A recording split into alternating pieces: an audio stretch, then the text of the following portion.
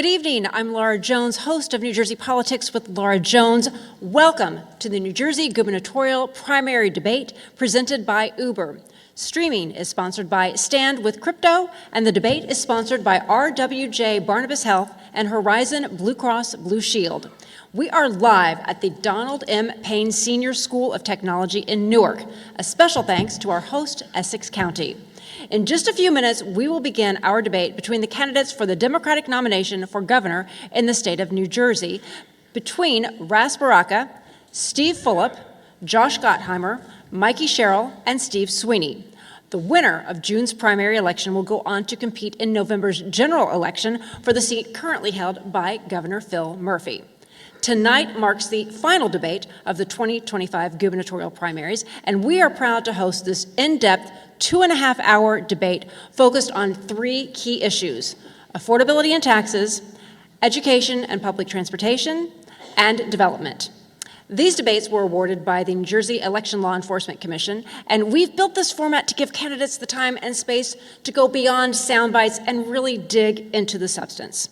Joining me this evening on the panel is David Wildstein, editor of the New Jersey Globe, Micah Rasmussen, director of the Rebovich Institute for New Jersey Politics at Rider University, and Joey Fox, congressional correspondent for the New Jersey Globe. Our questions this evening are intended for Democratic primary voters. We developed these questions specifically with undecided voters in mind. Tonight's debate is designed to help those voters make an informed decision as they prepare to head to the polls on June 10th. And on Tuesday night, we're going to do the same for the Republicans.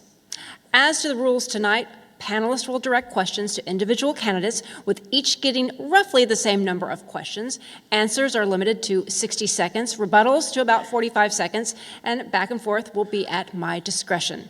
I also have my bell standing by just in case. Time now to welcome the candidates to the stage. Now, we are asking members of the audience to refrain from making noise, including clapping and other audible reactions, with this one exception: when we introduce the candidates. And as I introduce the candidates, this is the time you all are all allowed to break the rule and show your appreciation with applause. So we now welcome Newark Mayor Ras Baraka.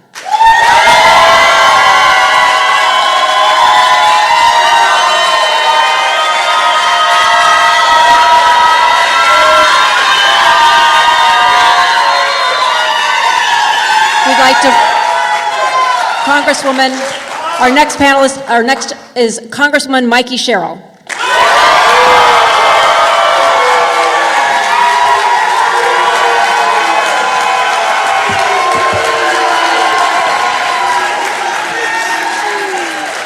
Former Senate President Steve Sweeney.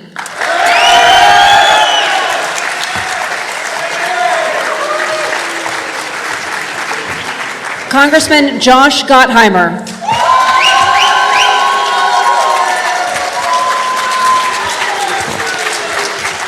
And Jersey City Mayor Steve Fulop.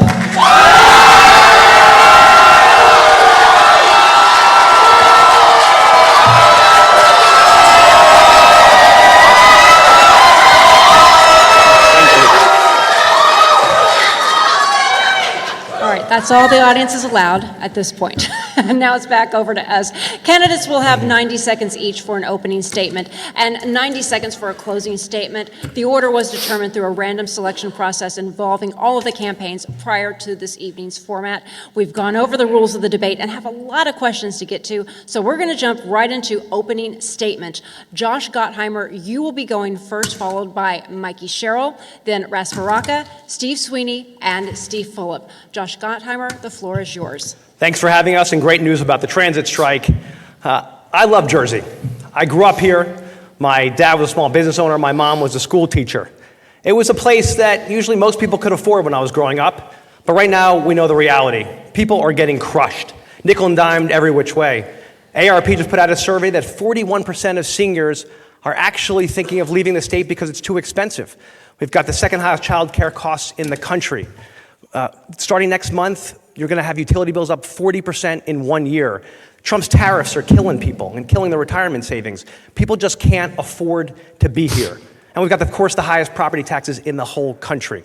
That's why I'm running as the lower cost, lower taxes governor, to make life more affordable for people, because we have to. I want everyone to be able to stay here and raise their kids here and be able to stay here when they graduate or when they're a senior.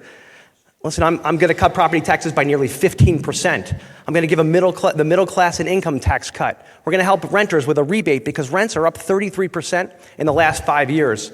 And of course, we're going to help our seniors. We're going to give them a break every year called a senior bonus if they stay here when they're 70. We can do this. I worked for Presidents Clinton and President Obama. I also beat a 7-term Republican right-wing incumbent. We're Democrats. We can take on these challenges. They're not impossible. In fact, we're the ones who have a record of getting these things done.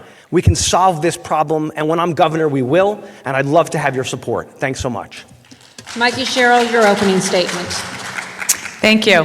My name is Mikey Sherrill. I've served this country my entire life. I took my first oath to the Constitution when I was a teenager at the Naval Academy. I served for almost 10 years as a helicopter pilot and a Russian policy officer, and then again at the U.S. Attorney's Office, and now in the United States House of Representatives. And I also have 4 teenagers. So not only have I fought my entire life for you and your families, but I'm going to continue to do that because I'm so worried about the future we're about to leave for our kids. And we know what the stakes are. We know Jack Ciattarelli has promised to doge New Jersey. Trump has said he's 100% MAGA. He said he's going to not stand up to Trump on anything and go along with everything. And we also know that he said he's going to cut funding for Planned Parenthood and put in place an abortion ban. That's why we need a different kind of leader. And you're going to hear a lot about people who've done things and are going to continue to do things, the same old, same old. But I'm going to fight the status quo. I'm going to take on entrenched interests for you and for your families, because we need to make sure we see a different future here. And I have a record of effectiveness. I've gotten a lot done here for our state, and I'll continue to do that. And I also have a record of getting out the vote in the biggest way possible. And that's what we're going to need in November, and that's what I'm going to deliver for New Jersey. So I'm asking you tonight for your vote. Please get out and vote on June 10th. Thanks so much. Mr. Baraka, your opening statement. Thank you. I know we have less than a month for this election, and people are still making up their minds, so hopefully we can get you to make up your mind this evening.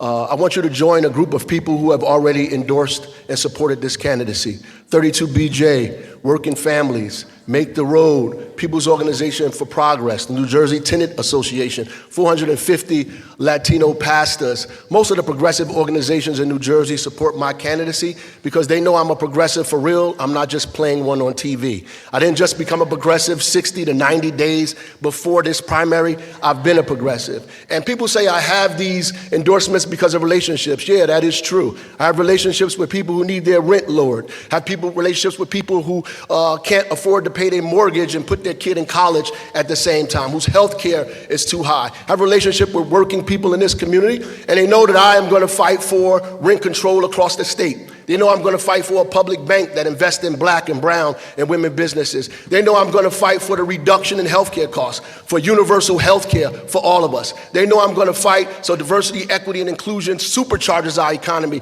not destroys it. They know I'm going to fight Donald Trump, not just in words, but in actions. They are with me because they believe me. And I'm asking you not just to support me, or join me. I'm asking you to join a movement across this state and across this country to be against the worst kind of authoritarianism we've ever seen, and start by voting for Ras Baraka, June 10th, Democrat for governor. Steve Sweeney. Steve Sweeney, your opening statement. Thank you. And I want to thank the Globe for giving us this opportunity also. Look, my name's Steve Sweeney. I'm running for governor. I'm a union iron worker. Didn't go to college, went to apprenticeship school. But I accomplished a lot here in the state of New Jersey. And what we have to be careful about right now is, I can't tell you how many times we hear, well, we need somebody from outside to fix this place. Now, you actually need someone that knows what they're doing to fix this place, not to learn. Look, the candidates on this stage, it's going to take time for them to figure it out. It did with every single governor that I've ever met. It takes them 2 years.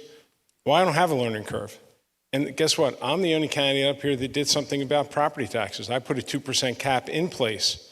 So in 2011, if we hadn't put that 2% property tax cap in place, instead of $10,000, your property taxes would be $15,000 right now. What we need to do is be honest with our citizens and change the way we deliver services. It's very expensive. It's too tough. We can't afford it. And I am the one candidate that actually has a huge list of accomplishments, from the minimum wage, indexing it, to paid family leave, to women's right to choose. I've done those things, and I can do a lot more as governor. Thank you. Steve Phillip, your opening statement. Thank you. First, I want to say thank you to the NJ Globe for allowing us this 2.5-hour debate. Appreciate it. I hope people have water at home and rations. More than that, I want to take a minute and just talk a little bit about how this campaign is different. I'm not going to sit here and talk about my bio, because I think at this point, most of the voters know who's an iron worker, who's a helicopter pilot, who's a mayor. I want to talk about this moment in time and why our campaign is different. Our campaign is based on 3 things. I talk about the corruption tax that you pay in New Jersey that is unique to New Jersey. It transcends everything that we do, and it's part of the affordability crisis. And I'm in that lane alone talking about how we need to change that from North Jersey to South Jersey and how we're going to get there. I talk in more detail than anybody else, with specifics, not platitudes, saying this is what I'm going to do on transportation and this is what I'm going to do on housing.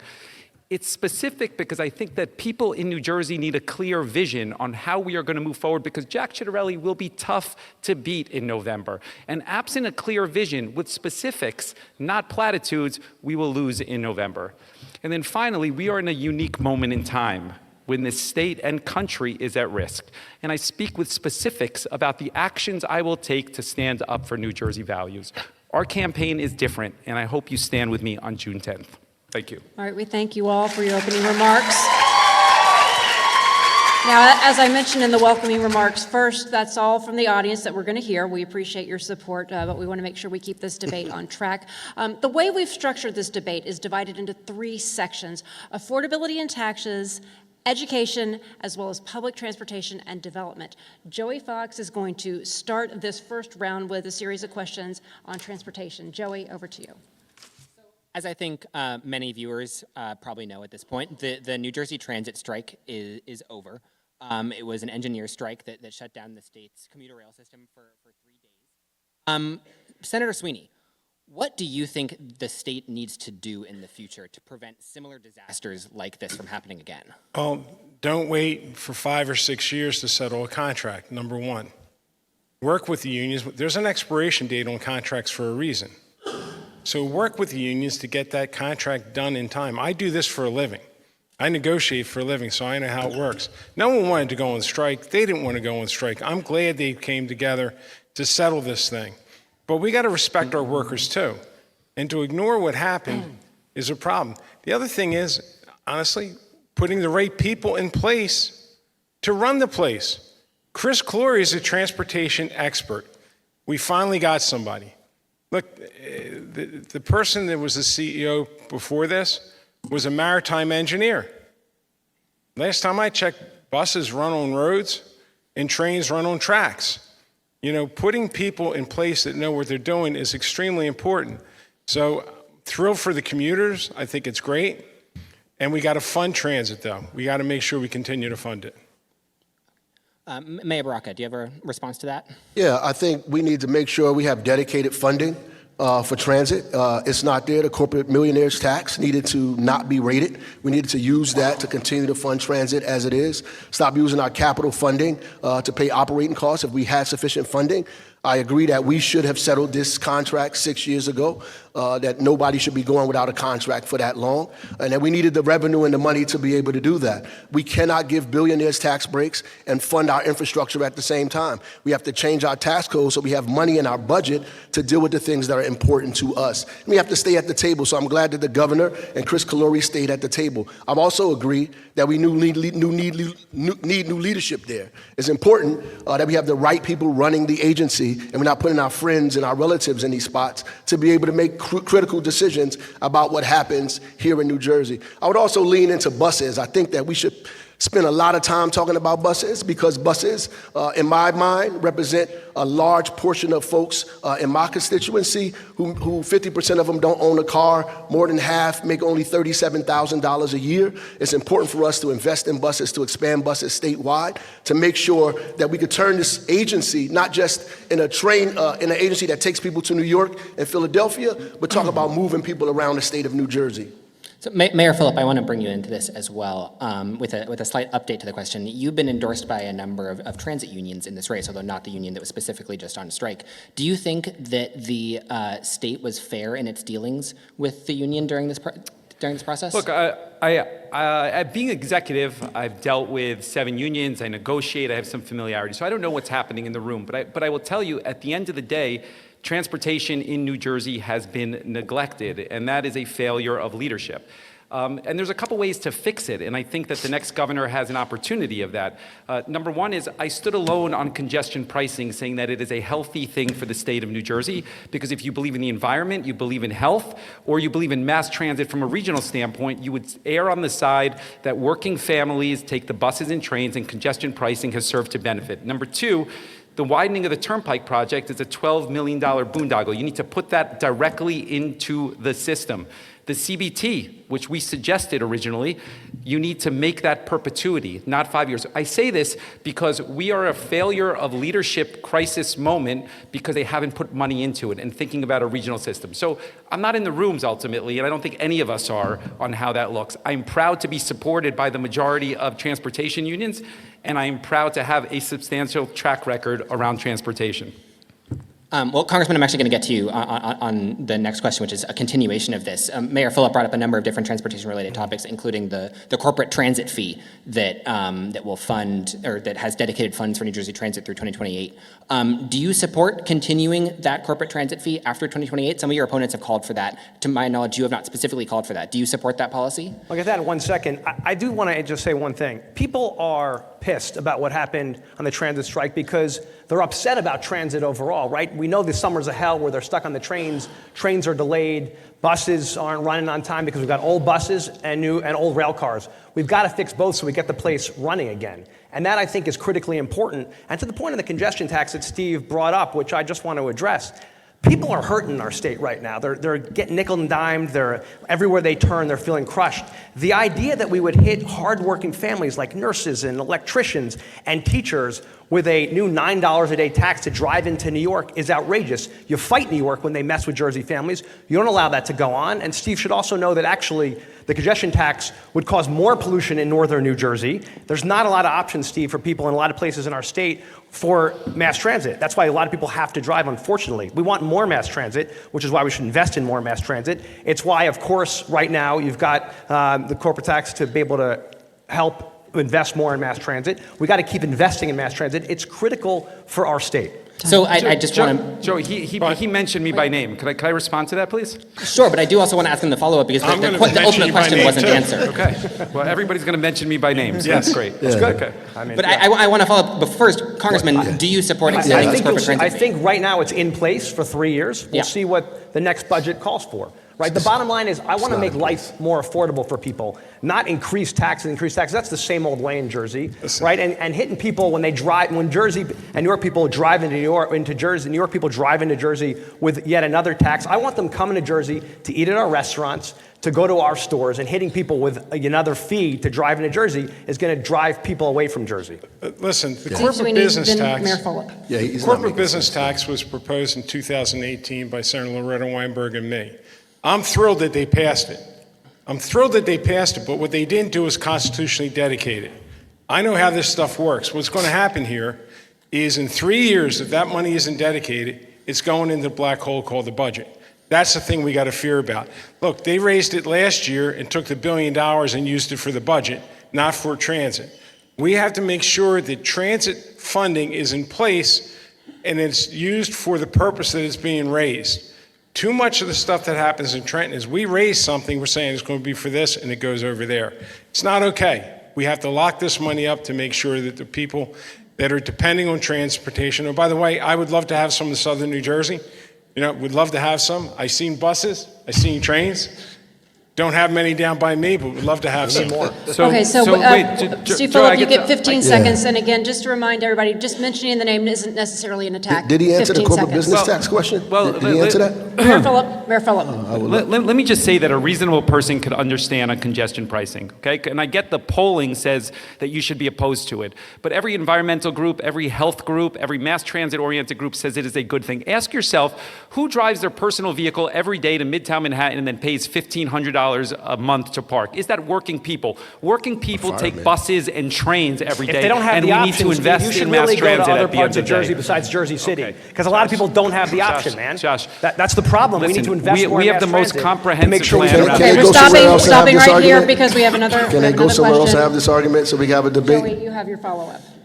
Yeah, so I'll bring Congresswoman Sherrill into this really quickly. Any funding that goes towards mass transit could go towards any number of goals. It could go towards capital improvements, it could go towards line expansions, it could go towards reliability improvement, so on and so forth.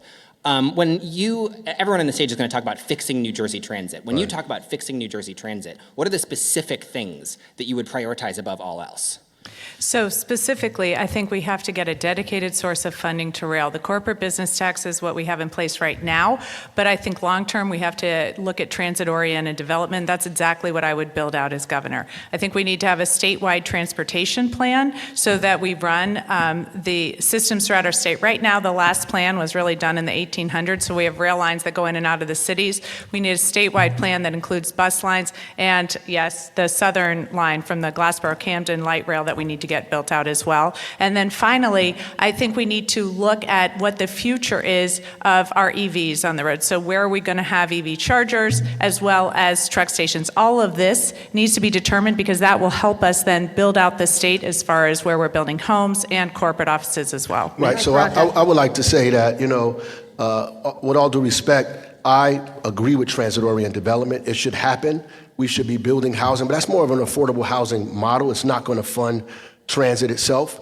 We're going to get into this tax issue. People are trying to avoid this, but this is the only way we pay for services in the state. We don't sell pies out of the back of the state house or cars. Our revenue comes from ratables. It comes from taxes, people's taxes. Either the middle class are going to pay or billionaires and millionaires are going to pay. Then they say they're going to lower your taxes but raise your fee 15%, which is really a tax. So ultimately, we're going to get the money from millionaires and billionaires to invest in transit the way it should be so it'll function for everybody. Transit-oriented development around the world to fund transit. And I think that's agree the with model that. that we Steve really Sweeney's have next. to look Go at. ahead, Just and not then gonna Mikey fund Sherrill. transit, Steve that's Sweeney's all. next. New Jersey was the envy of the nation in transportation in the 80s and 90s. We had the best transportation system in the country. And what's happened here is we stopped funding it. My son was in Japan not too long ago and told me if they're 40 seconds late, they're apologizing. So if Japan can do it and other places can do it, and what we need to do, we got to look around the country and get the very best model of mass transportation and bring that here and adopt it. Yeah. We finally got the funding. We finally have the funding for it. So now let's go get the best operations, because what we're doing sure as hell doesn't work. And too many people that are missing their meetings. Hey, I love Amtrak. I love taking the Acela. I hate having to pay for a ticket to go to New York and wind up being 3 hours late for my meeting, so my meeting gets canceled, and I paid for a train ticket. Mikey Sherrill, 15 seconds, and then we're going to move to Micah with the next question. I just was going to address the transit-oriented development. That is one of the ways, in fact, Japan funds their transit system. So I do think we can do both, the affordable housing, which we need to build, but also have those ratables around those transit hubs feed into our transit system as a dedicated source of funding. Micah Rasmussen. Congressman Gottheimer, given staffing shortages and equipment failures at Newark Airport, would you tell New Jerseyans to use a different airport instead right now? Would you let your family fly out of that airport? Absolutely. Listen, it's a great airport, and it's key to our economy and so many jobs, and so many great people come in and out of there every single day. But we've got two big challenges, as you know, right, that we're facing that we got to deal with and that I've called on to fix. One, we've got a shortage of air traffic controllers right now in the region. We should have 60, we have 19. So I've called to get more back, said to the Secretary of Transportation, you gotta move people from other parts of the country here, and there's military air traffic controllers we also can move here to get things moving again, and you gotta fix the technology. We know we got a lot of copper wires that are being used, and we can fix those. And by the way, we need to vote for emergency funding right now. Many of us have already supported a bunch of funding, but there's more that's needed to fix our air traffic controllers, what they use every single day, all that equipment. But the bottom line is Newark is a phenomenal place. We should not send anybody anywhere else. There are delays, and by the way, United Airlines and the other airlines have a responsibility to make sure they're keeping on top of it and telling people their delays. People can get their refunds back. That's critically important, and get refunds and make sure we let people know. But people should keep flying out of Newark. Mikey Sherrill, Raz Baraka, Steve Phillip. Go ahead, 45.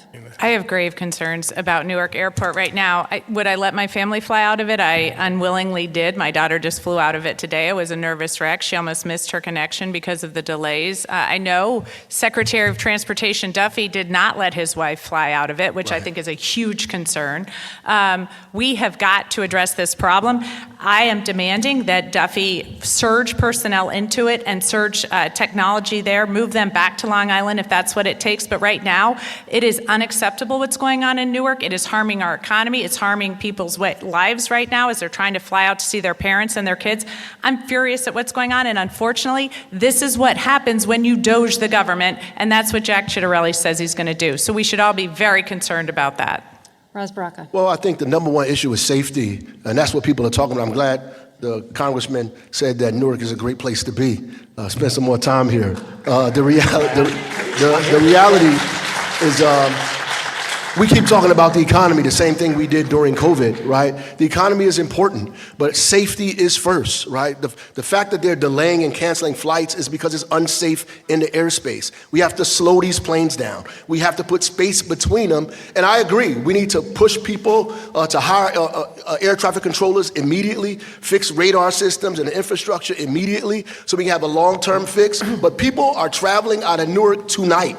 And tonight, we have to make sure that we have planes that are safe in the air. So we need space between when the planes are coming in and when they're leaving out. And we need less airplanes flying out of the airport until we get this under control. The economy has to suffer for people's lives. All right, So, Senator Steve Phillip. Joey, I'm going to stay on the same topic. I'm staying on the same topic. I just want to know, and I'm going to go to Senator Sweeney first and then to you, Mayor Phillip. We're talking a lot about potential sort of federal level solutions and demanding that Secretary Duffy do this. What are is there anything that can be done on a answer state that? level? Wait, Joey, can I go back to, it was on me. It was on me. It was on me. Steve Phillip, Okay, 45. so let me start by saying that I would fly out of Newark Airport, and I started to book a flight today for post June 11th with my wife, so I am committed to that, number one. Number two is, I think that Phil Murphy's tone here is entirely too conciliatory, too kind to Donald Trump. This didn't happen under Joe Biden, and it's a direct product of Donald Trump's rhetoric around DEI and the FAA, and we should be pointing that out because they're directly correlated. With regards to what the governor can do, I will point out that the governor is responsible partially with Governor Hochul for the Port Authority, and there are 3 airports. There's JFK, LaGuardia, and Newark, and you should ask yourself the question, why doesn't LaGuardia and JFK have any of these problems? Only Newark does. Because they have less flights. Wait a second. The governor should be using leverage to share resources between the others in order to move it forward. Should be more vocal, clearly, an actionable step with the Port Authority. And honestly, with all due respect, this is a federal issue. We need Congress to get something done here, right? I mean, we're saying, we're asking, we got to do more than ask. Drag their asses into a hearing, right? Drag their asses into a hearing and find out why the hell this is going on. This is dangerous, but you know something? Writing letters and it's got to be more than doing that. You have to stand up and push back. Look, Washington, there's only 2 more Republicans and Democrats down there. Let's start breaking their you-know-whats. Let's do it. I It's don't time. know what. Tell me.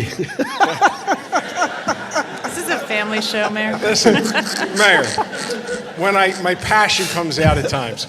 But honestly, the state of New Jersey is limited on this. This is a federal issue. This didn't happen, as they said, under Joe Biden. We have to be the resistance to what's going on in Washington to get resources back here to fix this. Okay, Congressman Gottheimer, yeah. Yeah, Steve, you're right, which is exactly why we've demanded, and actually you've seen some response now from Duffy, actually putting in more delays, to Ross's point, between the flights, which is why there are more delays.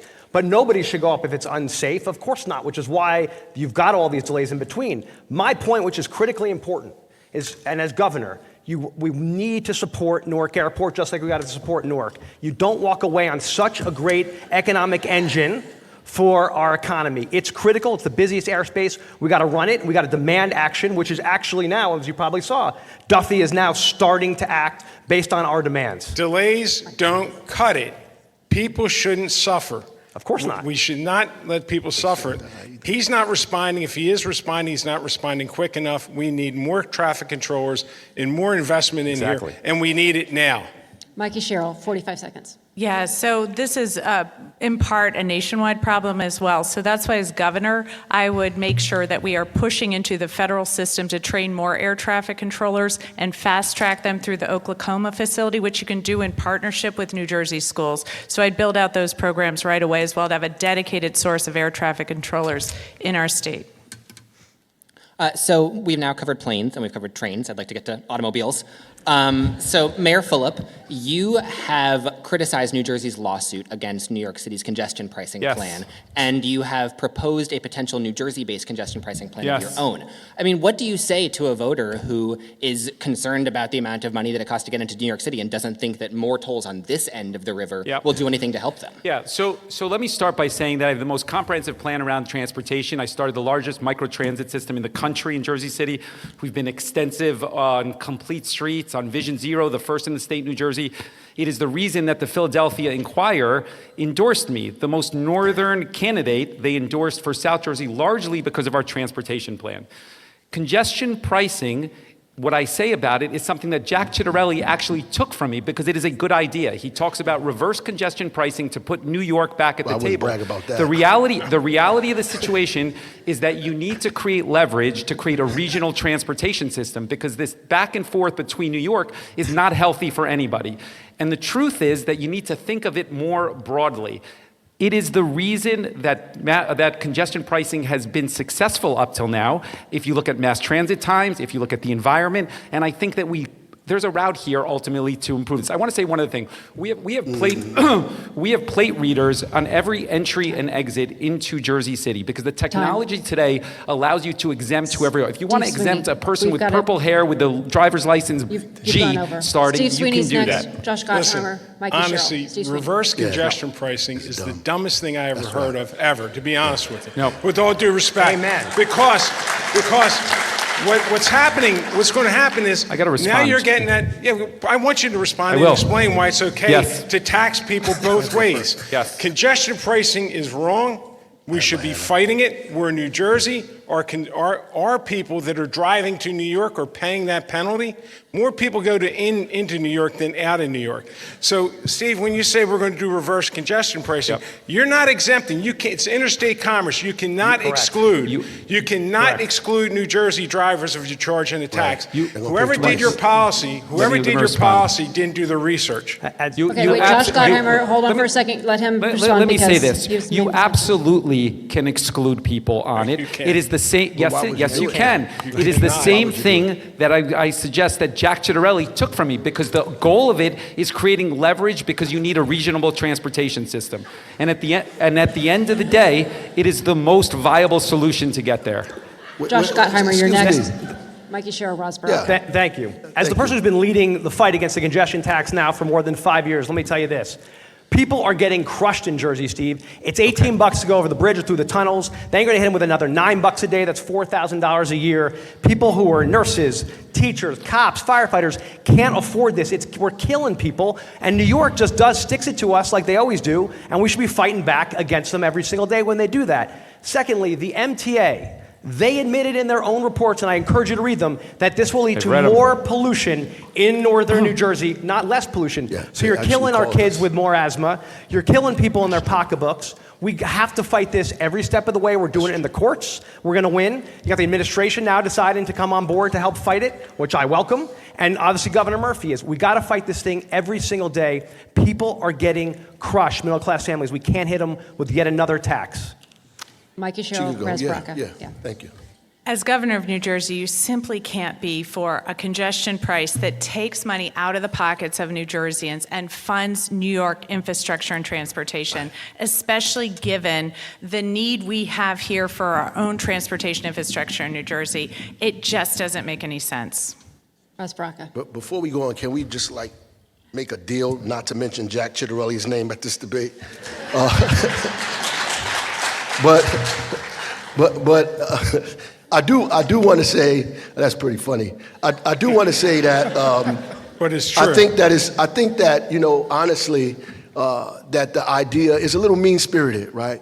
A little vindictive, and I think ultimately the MTA did call Newark. They did call us. We were supposed to have a meeting with them before Murphy joined with Donald Trump. I don't know why that happened, but they called us and said that they would give us a specific amount of money to deal with the air, the particulate matter in the air that would be created because of congestion pricing. Now, I didn't have an opportunity to have a discussion with them in full, but they did say that to me in specific. Finally, I think if we really focus on mass transit, then we don't have to have this discussion about congestion pricing. New York and New Jersey could get together. I know we like bickering and fighting. If we actually sat in a room and figured out how to expand transit in New York and New Jersey, we could figure this problem out without saying, I'm bigger than you, I'm badder than you, I'm better than you, I breathe fire, I eat trees. So Mayor Braca, I've got a quick follow-up for you on that, which is, you want to get in a room with New York, you want to hash this out. Would you seek to continue New Jersey's current lawsuit against New York? Or do you think that would, pose Absolutely, in the well? as leverage, for sure.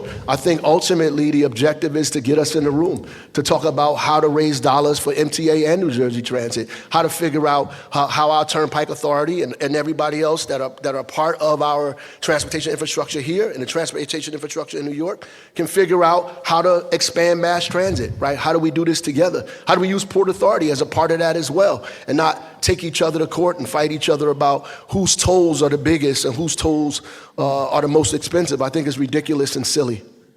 Joey, can I respond since the focal point was me, which I like, actually, okay?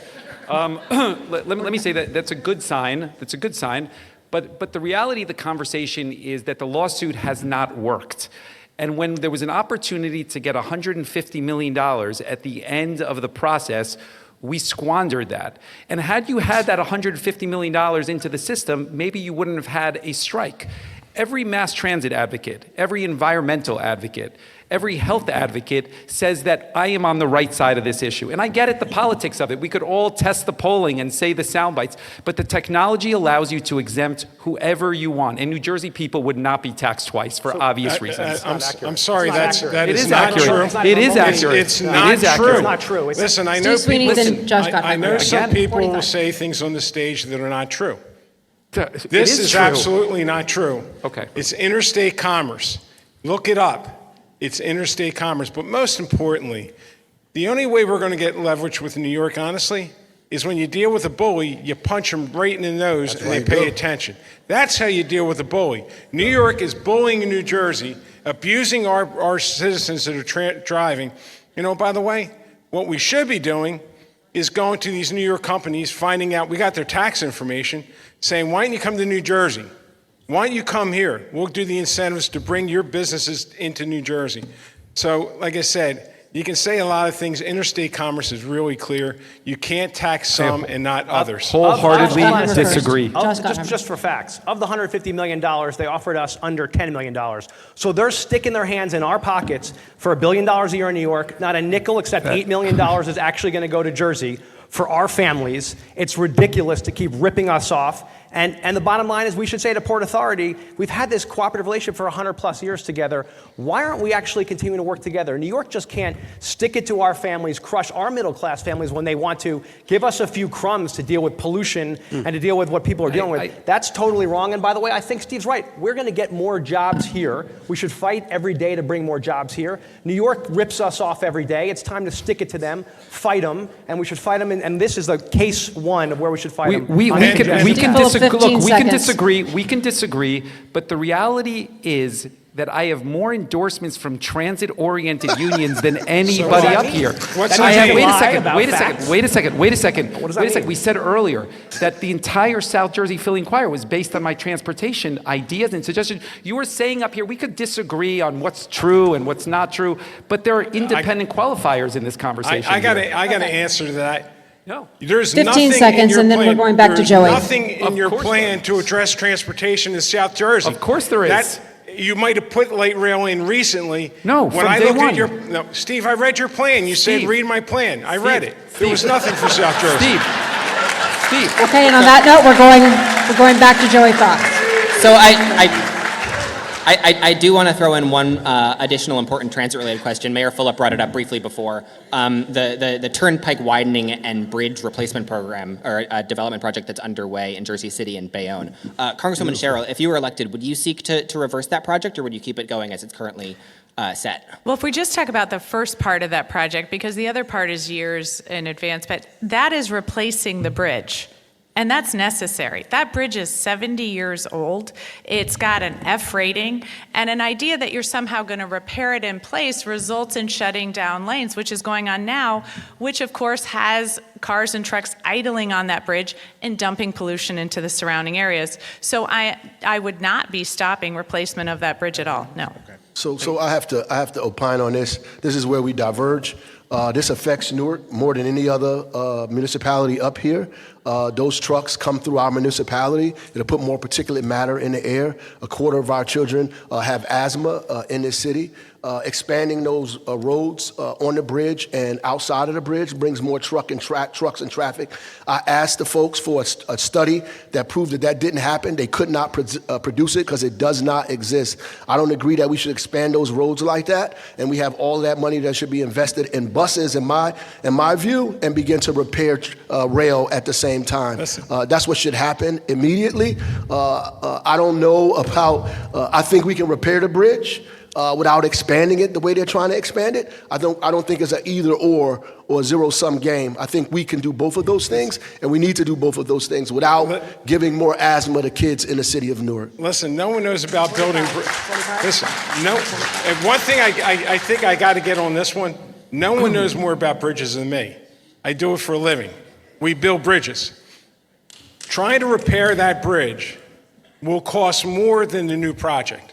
It will cost more. It's going to create more congestion, as the Congresswoman said, because you got to shut lanes down. So listen, I've taken that bridge more times than I like to talk about. It's always a bottleneck. It's always slowing things up. It's creating lots of pollution. And not all of Hudson County is against it.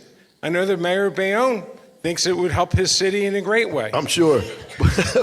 but they didn't 15 produce seconds, that. and then we're going to move on to David. I want to go back to, and I agree, it's not an either or. I am an advocate for the safety improvements. I think that's very important. It's the $12 billion additional on top of that. From the beginning, it started as a way to alleviate traffic going into the Holland Tunnel. And when we pushed back that it didn't make sense, because if you widen it to 20 lanes, the Holland Tunnel is still 2 lanes at the end of the day. And when we pointed that out, they said, well, now it's about truck traffic. And that would beg the question, then why are you looking to extend it beyond Bayonne ultimately? And the reason is because it's an unnecessary project. That dollars should be allocated to mass transit both in South Jersey and the Bergen extension of the light rail. Can I get Over people to to say that David they care Wildstein. about the asthma in Newark? David Wildstein. Okay. This is why we have a 2.5-hour debate. Right. I'm sorry to Don't give him temper that. on all the fun that you're having here, but I want to go to development. I want to go to housing and ask you a question that has been around for as long as I can remember in New Jersey. I'll start with you, Congresswoman Sherrill. If you're elected governor, Your mic's not on. Microphone. my mic not on? No. Is that, okay. Okay, then how about if I talk really loudly? Now I'm good? Okay. If you're elected governor, Congresswoman, who will have the final say on development issues? Will it be state government or will it be local elected officials? It will be me as governor, state government, in conjunction with local officials as we have buy-in to the plan. Because what we have to do is build more houses in this state. You're never going to make New Jersey more affordable if you don't make housing more affordable. So everyone from the woman who had retired in Patterson, who now had to go back to work because she couldn't afford her rental price, to the couple who loses bid after bid after bid because they can't afford any home in New Jersey. And that's why, as we build out, we've got to do several things. We have to make the first-time home buyer program more robust. Right now, it's only $15,000, and we know the average home, if it's $500,000 here in New Jersey, unaffordable, but that would be a $100,000 down payment. So that first-time home buyers program is inadequate. We also have to cut down red tape, especially with the state permitting. So bring the state permitting organizations together, make sure you end the redundancies, set deadlines, and that's exactly what I would do as governor, deadlines on how long it's going to take them to get through, and then finally ensure that the local permitting process has technical support from the state on zoning, on engineering, et cetera, so that we can all work together to get these houses built. Steve Sweeney, then Josh Gottheimer, the governor of Colorado just did an executive order that I thought was amazing, because the problems he's having, we're having. When we leave it to local control, it's not getting built.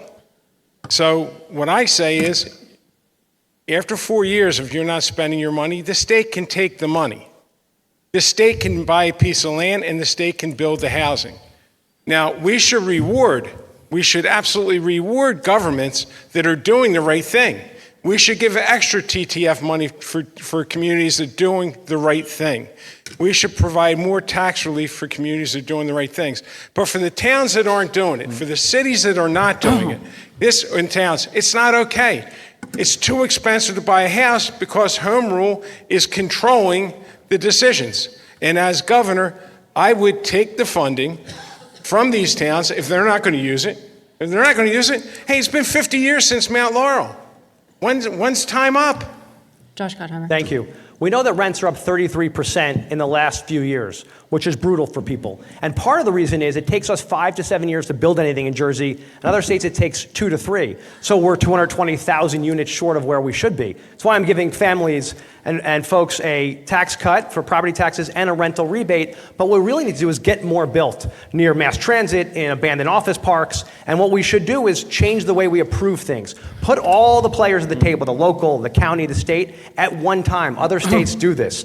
And so they have one conversation in the beginning, and then they have a clock, right? A shot clock to actually get things approved. Have the conversation once versus taking years. One person has it, then the next person has it, and it takes years to approve anything, and the costs just keep going up for folks. We've got to change the way our bureaucracy works in Jersey, crush the bureaucracy, and get things built faster for people, like on abandoned office parks, like in abandoned government buildings. We can do this.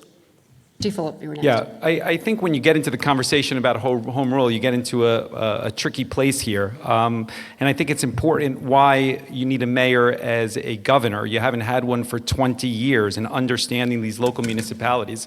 The reality is that people choose to live in certain suburban towns because of their choice of what they like there. So trend overriding every aspect is problematic. But there certainly are places around mass transit, New Jersey transit property, that the state should control the zoning. And the state needs to do a better job of creating transparency around who is committing the necessary steps to move housing forward. And then Trent needs to follow those with funding. When a mayor says they need more school or infrastructure funding, that is valid. And that is what the governor needs to do in order to actually move this stuff forward. Raz Baraka. We need some consistency. We can't be against home rule in one debate and for home rule in the next debate either. We need to declare a state of emergency on housing. The governor needs to do that immediately. The policy should be driven by the state of New Jersey, by the governor, with the support of local building trades, support of community housing advocates, and local elected officials to sit at the table to decide how much housing they want to build in the next 2 or 3 years. I would say 15 to 20,000 units of housing, identify places to build it, transit first, and begin building that housing immediately. We begin to empower community development organizations to build low-income and moderate housing and affordable housing in communities where big buildings can't go, and empower community-based organizations to do that kind of housing in those communities with with clinics at the bottom of it, with retail at the bottom of it. This is exactly what needs to happen across the state of New Jersey. And if we had a public bank, we can invest our money in that bank and begin to create a fund so we can begin to affect the market for low income and affordable housing in the state of New Jersey. Right now, the market is only for luxury housing, and that's a fact. And So, anybody can say that they built David- affordable housing in New Jersey. David's going to, But building affordable housing in a city where the income is $37,000 a year means that that's real affordable housing that we must build in the state of New Jersey. I think they should take cues from what we're doing in Newark and begin to do it statewide. okay, we're going to get Mikey Sherrill, Steve Sweeney for 15 seconds, and David has a follow-up. 15, Yeah, let me- 15. We want to make sure we get to everything. Let me just do a quick follow. As you're going to follow up, I'd like you to address whether this should be done by executive order by the governor's office, or whether this should be done in conjunction with the legislature in terms of strengthening the state's power on making sure there's housing.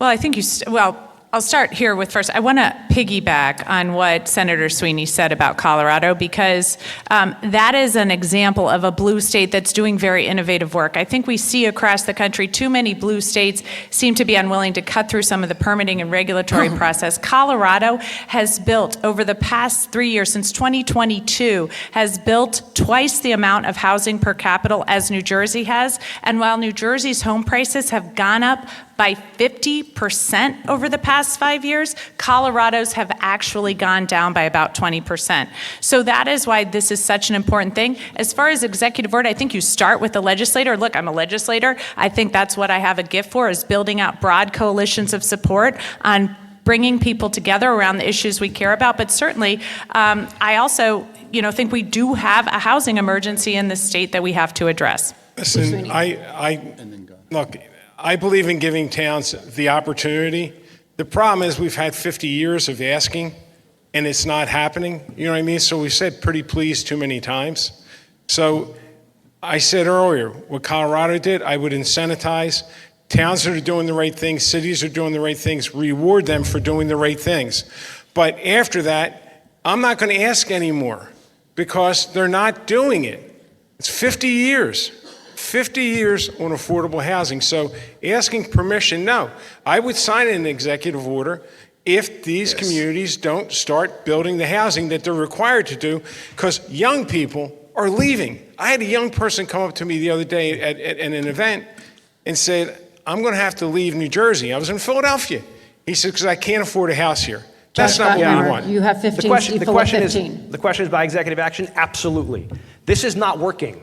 The system is not working. It's broken. People are getting crushed. Kids are leaving, as Steve said. Seniors are leaving because they can't afford it.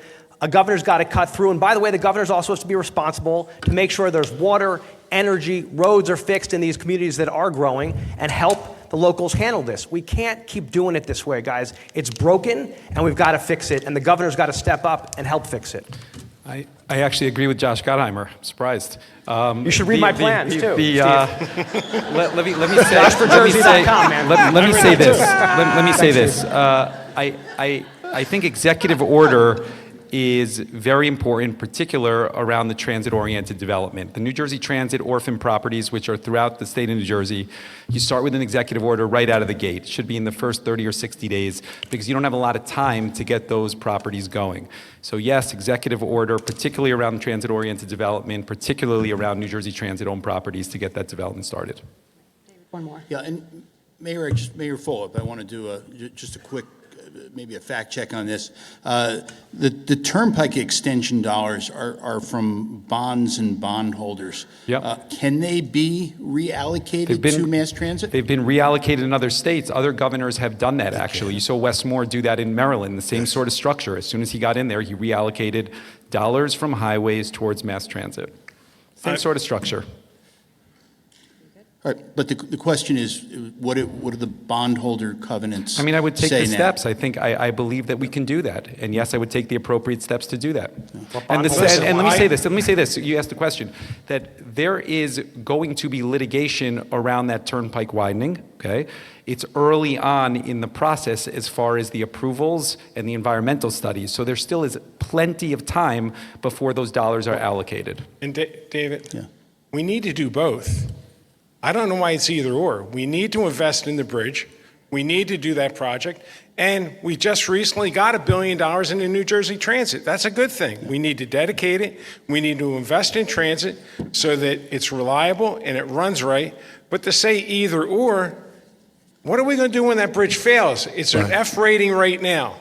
So we're going to repair it. Again, I told you, this is the one area I don't think anybody can challenge me on because I worked on bridges. I know what it takes. It will cost more to repair it than to replace it. And then guess what? That's billions of dollars that we've now taken away from the bridges to put on mass transportation. So how are we going to pay for the bridge when we want to go repair it? Well, I asked those people, I met with those folks, I asked them for those, that data, they couldn't provide it. They couldn't provide the fact that it would cost more. They couldn't provide the fact that our children wouldn't be affected by trucks coming through our community. So that's where we diverge, that's where I disagree, that we have to take money to invest in transit. It's broken, we have to repair it, we have to add more buses. We need to be talking about public transit. Our conversation should be about public transit. Affordable housing and public transit go together. You can't have those separate conversations. If you build housing for people that are not next to transit, then they can't get to work, they can't get to the supermarket, they can't get to the economy. Therefore, you're making their plight more difficult. You have to have two of those discussions in the same way. Expanding transit and expanding housing is a plan that has to have to overlap with one another, right? It can't be separate. And I would support an executive order immediately because housing is an emergency in this state. All right, we're going to wrap on transit and development, and we're going to take a very quick commercial break before diving into our next topic, which is education. Stay with us as we continue the New Jersey Gubernatorial Primary Debate presented by Uber, live from the Donald M. Payne Senior School of Technology in Newark. Stay with us. Thanks. How long do you have?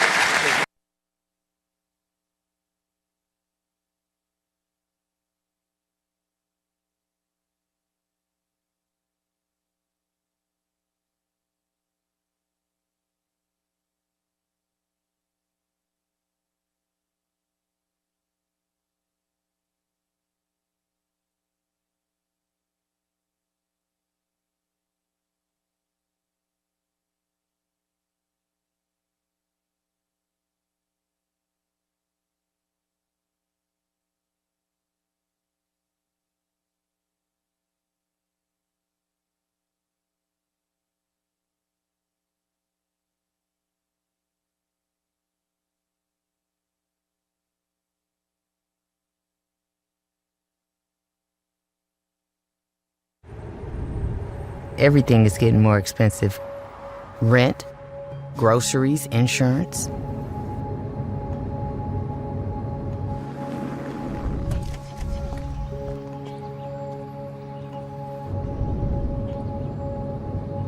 Uber is essential to my passengers. Insurance has gone up. This is hard for people. Join our fight to protect your access to affordable rides. If you have chronic joint or back pain, this is probably where you spend your time. Might we suggest a better destination that's close to home? RWJ Barnabas Health, where orthopedic surgeons designed the surgical implants that are now used around the world, and where you'll be cared for by the same doctors that treat professional athletes and rising stars. Get back to what you've been missing. Orthopedic care. Do it right. Here, RWJ Barnabas Health. Today, 52 million Americans own cryptocurrency. We are the pioneers, the visionaries, the builders of a growing movement with the power to democratize the old economic models and create a world economy of the people, for the people, and by the people. We are crypto. This is the moment for us to make our voices heard. We are the catalyst that will create a new world. With our numbers, with our voices, with our votes. We are crypto. Karen's about to retire. Here's what's going into her retirement. There's us. She raised us on our own. 10 years as my roller derby wife. Three schools she's opened. She's a mother. I think we turned out all right. She's a friend. Our mothers could tell stories. She's a teacher. She may be retiring, but she's not done.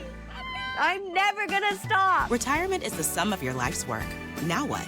Get income for life and protect your life's work with Prudential. Every child deserves a great public school that meets their needs. That's why many families take advantage of charter schools, as an option that's free, public, and open to all. See what's possible. Find a charter school near you. Hello, I'm Ferlanda Fox Nixon, President and CEO of NRBP, the premier chamber of commerce serving the greater Newark region. Our mission is to strengthen the region's business community through connections, resources, and advocacy. From member-exclusive opportunities to public events and more, NRBP helps businesses of all sizes grow, engage, and succeed. Join us at NRBP, where business meets opportunity.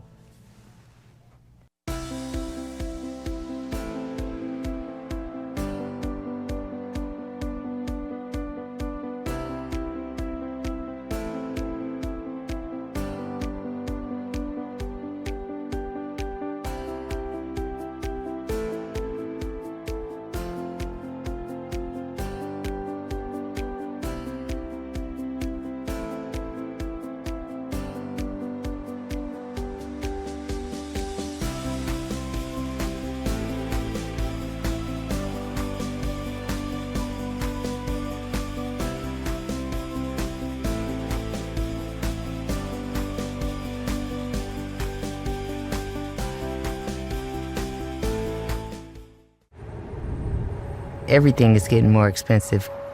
Rent, groceries, insurance.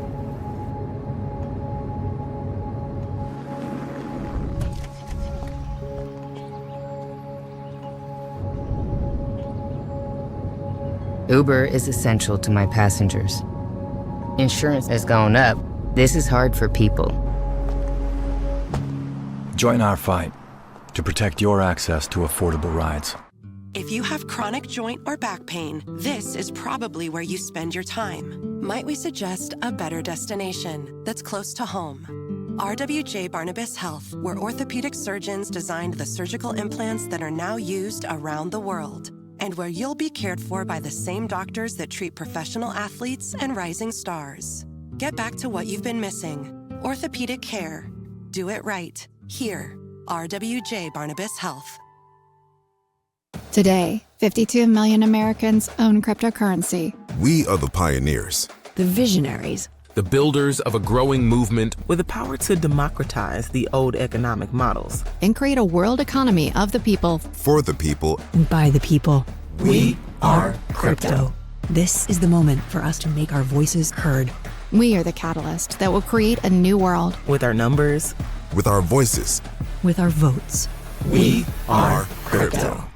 Karen's about to retire. Here's what's going into her retirement.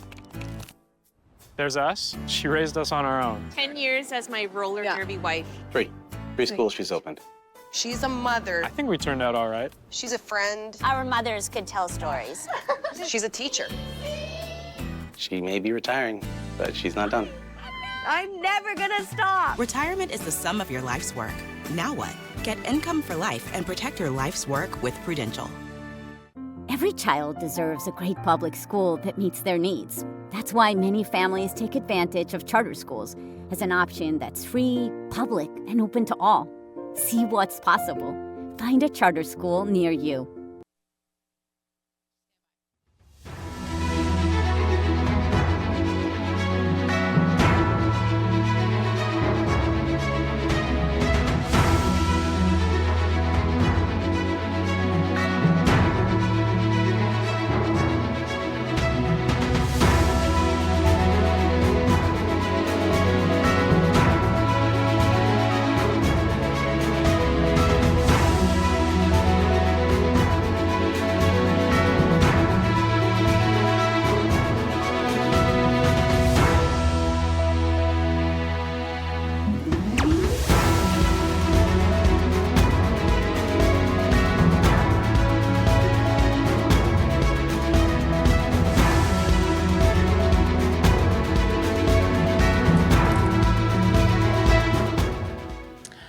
Welcome back. We are live at the Donald M. Payne Senior School of Technology in Newark with the New Jersey Gubernatorial primary debate presented by Uber, and I'm Laura Jones. Now, a few reminders as we're coming back to this next next segment. We're going to give each candidate the opening question. They're going to get a minute to respond. And I see everybody wants to jump in, and everybody's going to get 45 seconds. So I see you. I'm going to point and do the best I can. Everybody's going to get 40 seconds. If there's an attack or the other back and forth, we reserve the right to do the other 30 seconds. Believe it or not, we're actually keeping pretty close to on time with this debate here. But before we get back to our panelists, we have a question from a student from here at Payne School. That was submitted to us, and I'm going to read that question. And the first question, we're going to go to Steve Fulop on this one. Everybody's going to have actually 30 seconds to respond to this one, and we're just going to go right down the line. Everybody's going to get to answer the same question from the students. All right, question from the student is, what policies will you implement to attract and retain high-quality teachers? Steve Fulop, that question goes to you first. Well, I think, first of all, in order to retain high-quality teachers, we need to do a couple of things. We need to roll back some of the changes that Christie made, particularly around the tier system. That's number one. The healthcare changes that Christie made are problematic as well, because you cannot attract teachers into the profession under those constraints that were created then. It might have sounded good at the time, but I think looking back over the last 15 years, you see it's problematic. Finally, I think we need to be investing in our school structures. You have schools throughout the state of New Jersey that don't have air conditioning, that are outdated facilities. We need to update them, because I think reasonably, nobody will want to be in an environment that is not clean, that is not air conditioning, that doesn't feel safe, that doesn't feel modern. So I think those 3 steps that you can do to improve teacher retention and attract new teachers into the profession. Josh Gottheimer. Thanks. My mom was an educator. We got the best schools in America and New Jersey. I'm very proud of that, and that's how we get a lot of people to want to come to Jersey and stay in Jersey. But we got to pay our teachers well. And that means we got to bring COLAs back. We actually pay them and make sure that they can afford to stay here. We can't change deals on them midstream because, listen, our kids, our future, and they rely on the best educators. So that means whether you're talking about universal pre-K, which I believe in, or all-day kindergarten, we've got to have the best physical structures for them, but most importantly, every kid in Jersey should get a great education no matter where they live or where they're from. Steve Sweeney. We need to pay them better. I agree with Josh. These are very, very intelligent people that go into any other field and make a lot of money. I'm proud that we actually fixed the health care. We did a thing called Chapter 44 where taxpayers and the teachers actually pay less now than they were paying. So again, paying teachers what they're worth, we couldn't pay them. It's just too much money. But we do need to pay them better than what we're paying them right now, because they have a lot of choices and they're choosing to educate our children. Because they're educating our children, we got to make sure we take care of them and their families. Mikey Sherrill. So during COVID, I had 4 school-age kids, and it was pretty horrible for families, and it was really tough on teachers. And I heard them, because my kids were on their computers at the kitchen table, month after month after month, doing really yeoman's work to try to keep kids engaged, and they're burnt out. And that's why we really need to support them with new teachers. In Lacey Township, K through 12, every class is over 30 kids. That's too much. So that's why I would have certificate programs for long-term substitutes, pay student teachers so they can afford to go into education, and then have on-ramps for teaching in programs like high-intensity tutoring, so that those people who come out to tutor our kids who find they love teaching already can have a pathway to becoming a teacher in our school system. Maris Brackla. I was an educator for 23 years in Newark Public Schools. Obviously, the first thing is increase teacher pay, fully fund the pension, restore cost of living increases, get rid of the tier system at the same time, make all schools community schools to provide teachers with the scaffolding and the support that they need in the morning and the afternoon so they can spend their time educating students and not dealing with problems that students have. So you need to build community schools there. You need to give teachers more control over staff development. They need to be involved in their own staff development to create what they need in a classroom. And lastly, this over-reliance on state tests, we need to begin to move away from that to give teachers more control in their classroom so they can begin to judge their work on the kids from moving them from one place to another, not this unrealistic goal that people put on them. Okay, we are obviously on the topic of education. I ask the audience to hold their applause, please. We're on the topic of education for this next segment. Mike Rasmussen from the Revich Institute for New Jersey Politics at Rider is going to take the first question here and the lead on this particular topic, education. Congresswoman Cheryl, last week Mayor Baraka said education should be paid for by the income tax rather than the property tax. Do you agree that it would make sense to pay for a state constitutional right to a thorough and efficient education from the broader statewide tax base? So what I think we need to do as far as property taxes is just combine some of the schools. We have certain towns that don't even run K through 12 schools, and they have the whole administrative cost and facility burden that every other administrative cost has for full school systems. I'll also tell you that right now we're going to see our student population go down because in 2007 that was a baby boom, and those kids are graduating high school. I know that because I have a son who's graduating high school. And that's why, these overhead costs that towns are facing, it's just too much. That's why we have to combine some of the administrative cost of our school system. I would start there, and I think in that way we can get property taxes down while at the same time continuing to fund our school systems. Well, wait a minute. Before we do that, could I do the follow-up, which is I'm just asking where you think education should be paid for. The statewide base, where it can be spread out among the entire state, or town-by-town basis where you have differences in what towns can afford? So I actually like a county-based system more, and so moving as much as, moving several like occupational schools to a county-based system, magnet schools to a county-based system, a school like this that we're in tonight here at the Essex County Technical School, the Donald Payne Essex County Technical School. This is the kind of school that can really draw students from all over the county and defray a lot of the cost of our municipalities. Okay, Steve Fulop, and then Mayor Rasmussen. I think shared services is obviously a part of the conversation. We've done a lot in Jersey City around that. First of all, you need to modernize the school funding formula. It hasn't been updated since 2008, and I think it needs to be updated and take into consideration school districts that have larger diversity, ESL, and funded accordingly around that. Secondly, special education needs to come out of municipality by municipality and needs to be funded by the state. You'll give a better product to the parents and lower property taxes ultimately.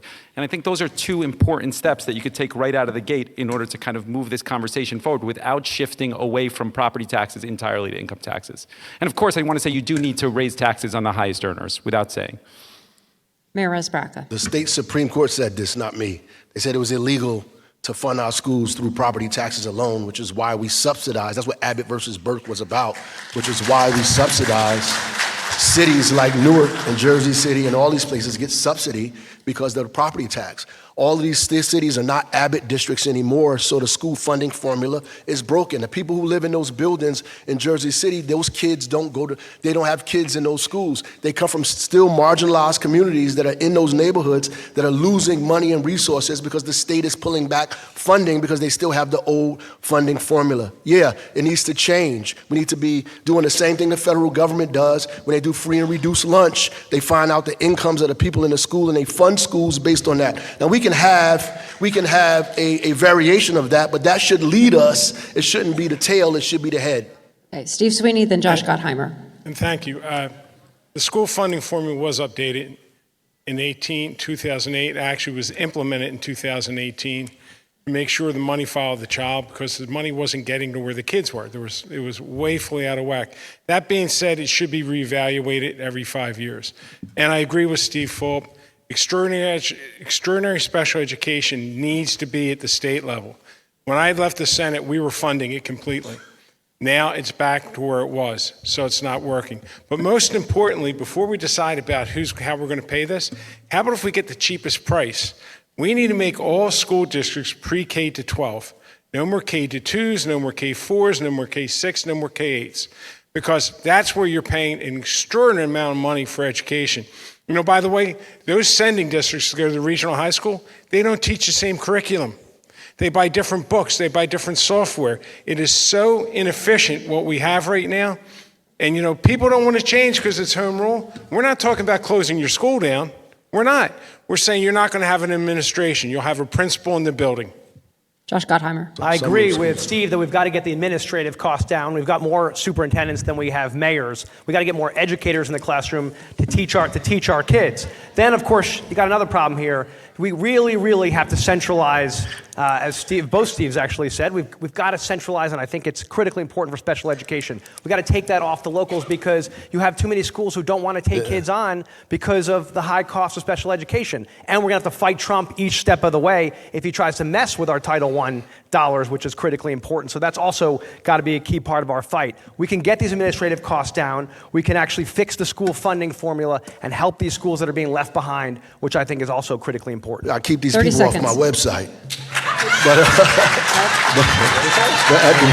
at 30 seconds. at the end of the day, I think we do need unified school districts. That's the key to this. Too many school districts. And I think we also paying for county schools as well. So we have to get this under control. We cannot fund districts with one school in them. Just like we can't support cities with 200 or 300 or 400 people in them. We have to pull back on all of this stuff. Shared service is a nicer way to put it, but ultimately we need to bring these school districts together. The infrastructure does not match the students. Toms River is complaining, but they lost 4,000 kids in the last 20 years with the same infrastructure, which is why their fees are going up, why their taxes are going up, and the state is giving them less dollars. They need more children through housing, or they need to combine their school districts with other schools. Diversity is actually the answer. We got to run away from Trump and his craziness and add more diversity. Steve Sweeney, you wanted 30 seconds, then back to Micah Rasmussen. And listen, this is, I started talking about extraordinary special education, but it's actually very personal for me.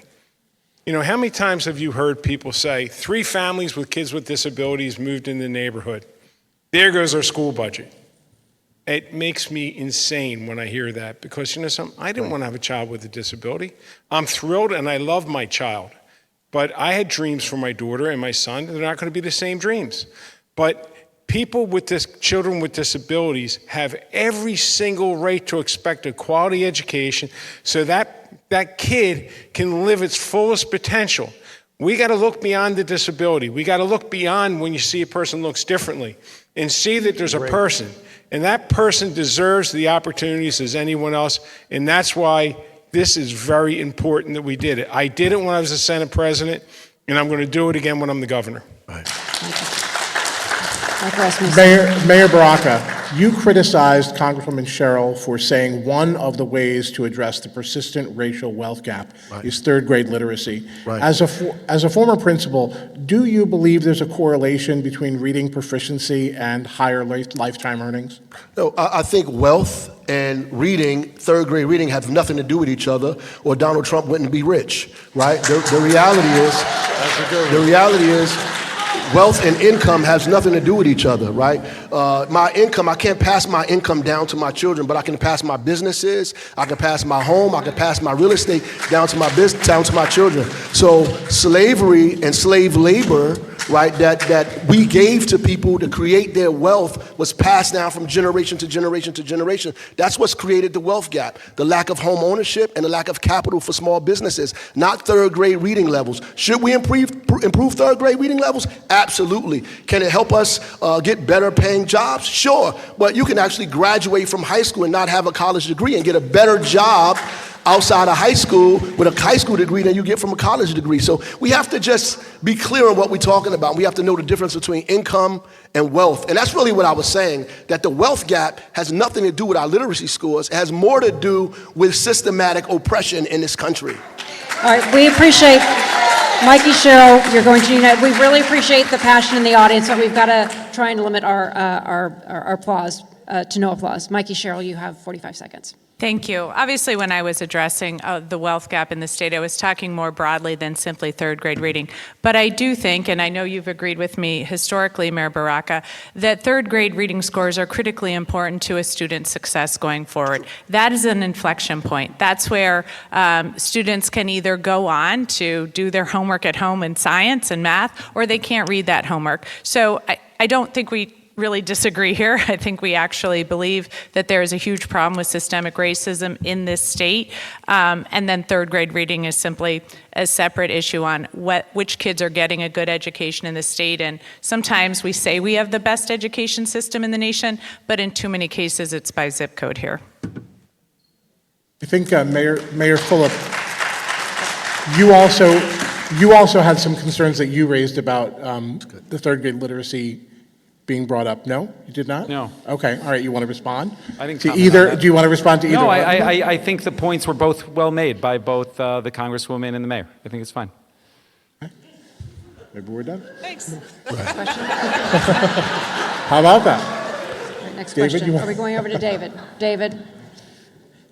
There was a moment. That's your moment. That was the moment. That was the moment. Congratulations, everybody. Should we end here? And David? on to the Republican. Should we end here?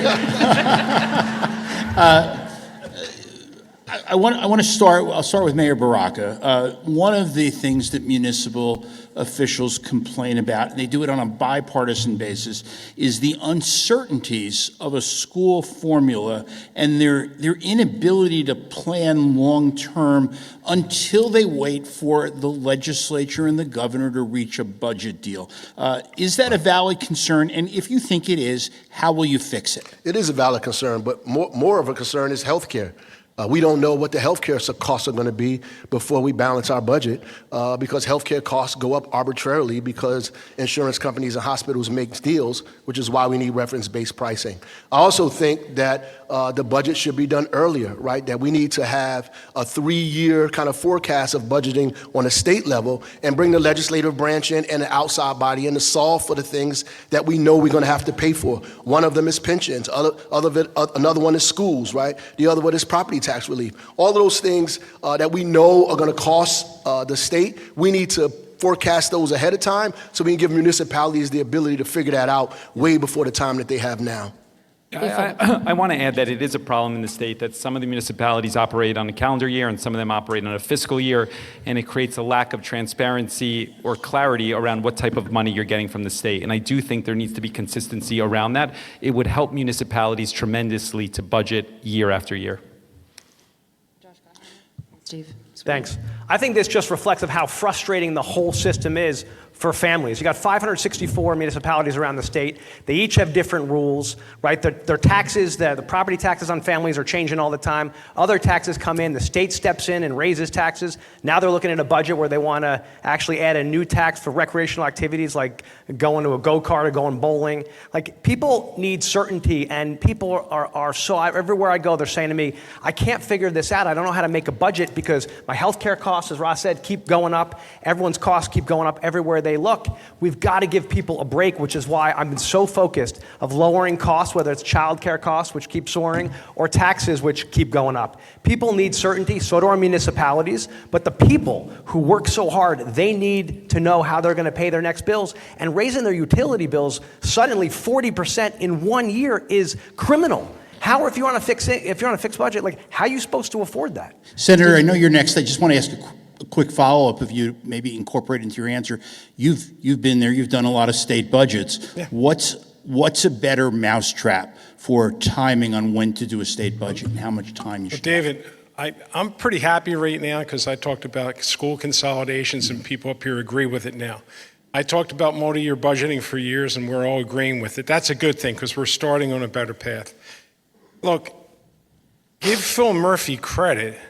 He fully funded the formula. Honestly, no one ever dreamed in our lifetimes we would see the funding formula fully funded. So you can move the time of when you want to do it, but the formula is not broken. It needs to be tweaked and adjusted because what I learned in the legislature is when you pass something, too often you walk away from it, you say it's done, we don't need to look at it anymore. Well, every 5 years you should take a look to make sure it's accomplishing what it should be doing. Go ahead, sorry. Go ahead, Steve. So my point is, honestly, we did a good job with the school funding. Mayor Barack has said it. In one community, I think it was Tom's River, they got 4,000 less kids. You know what they're mad about? They're not getting the funding for the 4,000 kids they don't have. Right. That's the problem we have with school funding. We finally fixed it. And what we need to do is, I say to people that get mad at me, I say, what's wrong with 100% funding for 100% of the kids? I think we accomplished something. Steve Fulop. I just want to go back and say that I think that you'd be hard-pressed to find a mayor in the state of New Jersey that thinks that the structure of budgets is working well.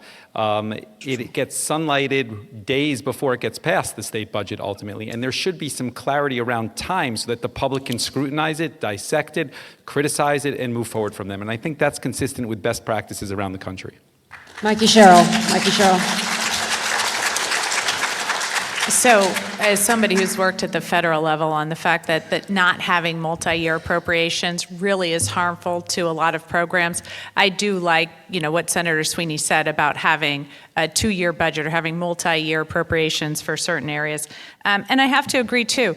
The fact that we actually fully funded the school formula after years of not funding it and not running the formula has created a lot of disturbance in the system. That doesn't mean we don't fund our education system. It simply means that maybe we need to modernize certain areas of it. And as governor, I would create a percent change year over year so that it doesn't fluctuate more than a certain percentage, so that school systems know what they can depend on and aren't firing teachers at the end of right before the school year starts, or coaches. So we need a very specific formula for schools, and we need a very specific timeline for the budget process at the state level. And we need to intercede in healthcare. We need to intercede in hospitals and insurance companies through the Office of Healthcare Accountability and Transparency by creating reference-based pricing so we can stabilize the growth, the cost growth in healthcare, so we can actually budget for it in real time. If we was doing this ahead of time and we had this ahead of time, then we could budget the right way.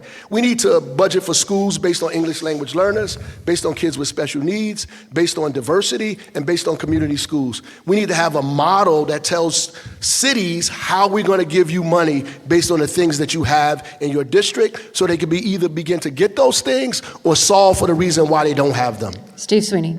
Josh. Well, we do that. Just so you know, we actually do that. The timing, I agree, is rough, but that's what the school funding formula says.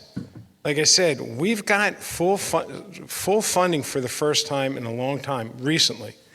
So people know when it's coming. The big problem we had is when we did S2 that everyone was complaining about, we said, hey, listen, you had 14 years to right size your schools.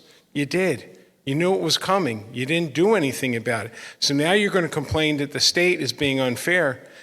Every child getting 100% funding, not 150 and not 70, 100% funding is fair. And we did it, and it is fair. Josh Gottheimer. I just want to say what Steve's point is an important one. You've got some schools that are half empty and some schools that have too many kids, and they're not getting the same great education. We can fix these things, but it's all the bigger problem here is that it's just the same old. If we have to change the way we're running things because we're running a structural deficit of $2 billion. We keep falling further behind, and what do? We just keep raising taxes on folks and raising costs. We got to negotiate our healthcare costs as for our state workers so they get great healthcare like they do in other states, but actually push the PBMs to lower the prices and actually go after them. We got to stop buying things the way we do as 564 municipalities. We don't buy things in bulk. We always pay retail instead of negotiating getting Costco prices. We have to reorient the whole system. This is just one way on the timing that we've got to fix it. Okay, we're going back over to Micah Rasmussen. Yeah, this is a question for Congressman Gottheimer. School vouchers, using public funds to send kids to private schools, are part of the federal reconciliation bill being considered by the House right now. Today, Politico said your position on vouchers is unclear. Can you make it clear? Oh, sure. I'm totally against vouchers. Listen, I support public schools, but I also like what our state has done over the years with some of our parochial schools to make sure they get busing, they get good security and technology, and that we invest in our kids. I also believe that in all of our communities, every kid should get universal pre-K, no matter where they live, and we got to support all of our communities on that, and all-day kindergarten. These are things we should do for every child in New Jersey. We've got amazing schools. It's an amazing state. We got to help people and all of our children get a great education. And then can I ask a follow-up for Senator Sweeney? What are the implications of a near-term federal voucher program for New Jersey students, parents, and schools? Well, again, hopefully the federal government will stop it. Hopefully we can get our federal delegation to stop it. And it'll hurt funding for schools. Bottom line, it'll hurt funding for the schools. So we really have to pay attention to what's coming out of Washington. This is what we've been talking about. Listen, we talk about health care. I'm introducing something this week. It's called the Jersey option, because we're going to see Medicaid funding slashed. So what I plan on doing is creating a healthcare system that people can join, that the state will have a pool, a large pool, and people will be able to join and buy state health insurance, which will be cheaper and save people money. Because, listen, we got a lot of bad coming out of this administration, a whole lot of bad. And we got to get prepared for it. You know, I saw Van Drew said, I'll never vote to cut Medicaid. And now he's signaling he's good with it. You know, it's not okay what's going on here. You know, we're beating that. I agree with Senator Sweeney. Maybe we could push him all the way to Medicare for all now, because that's what we need. So I agree with him 100,000% for sure on that. I just wanted to put that on the record. I'd like to put on the record that Van Drew already voted to cut Medicaid by $880 billion. Just yeah, he did. Throwing that out there. When he signed a letter saying he would not do it. I know you're right. I'm just now they're pointing suddenly out trying to back off of it because we're the whacking them hypocrisy. every day about it. I would just ask Congresswoman Sherrill, is there a way to reconcile the preferences of parents of students who go to parochial schools or want to go to parochial schools and the NJEA, or is this just a collision course? Is this unavoidable, right? You have a number of Catholic school parents are looking for this bill, supportive of this bill. Number of Jewish organizations are looking for this bill. We're just on a collision course here? Well, I think it's the state's responsibility to fund robust public school education. And that's, you know, I understand that there are parents that want a specific education for their children, and that's wonderful, but that's not the state's responsibility. Yes, right. Steve Phillips. I wanted to say that, you know, President Trump has redefined what's acceptable in public education, clearly with abolishing the Department of Education. And I think New Jersey needs to be more proactive with regards to constitutional amendments and legislation to protect New Jersey and define that we won't be vouchers, no religion, no outing children.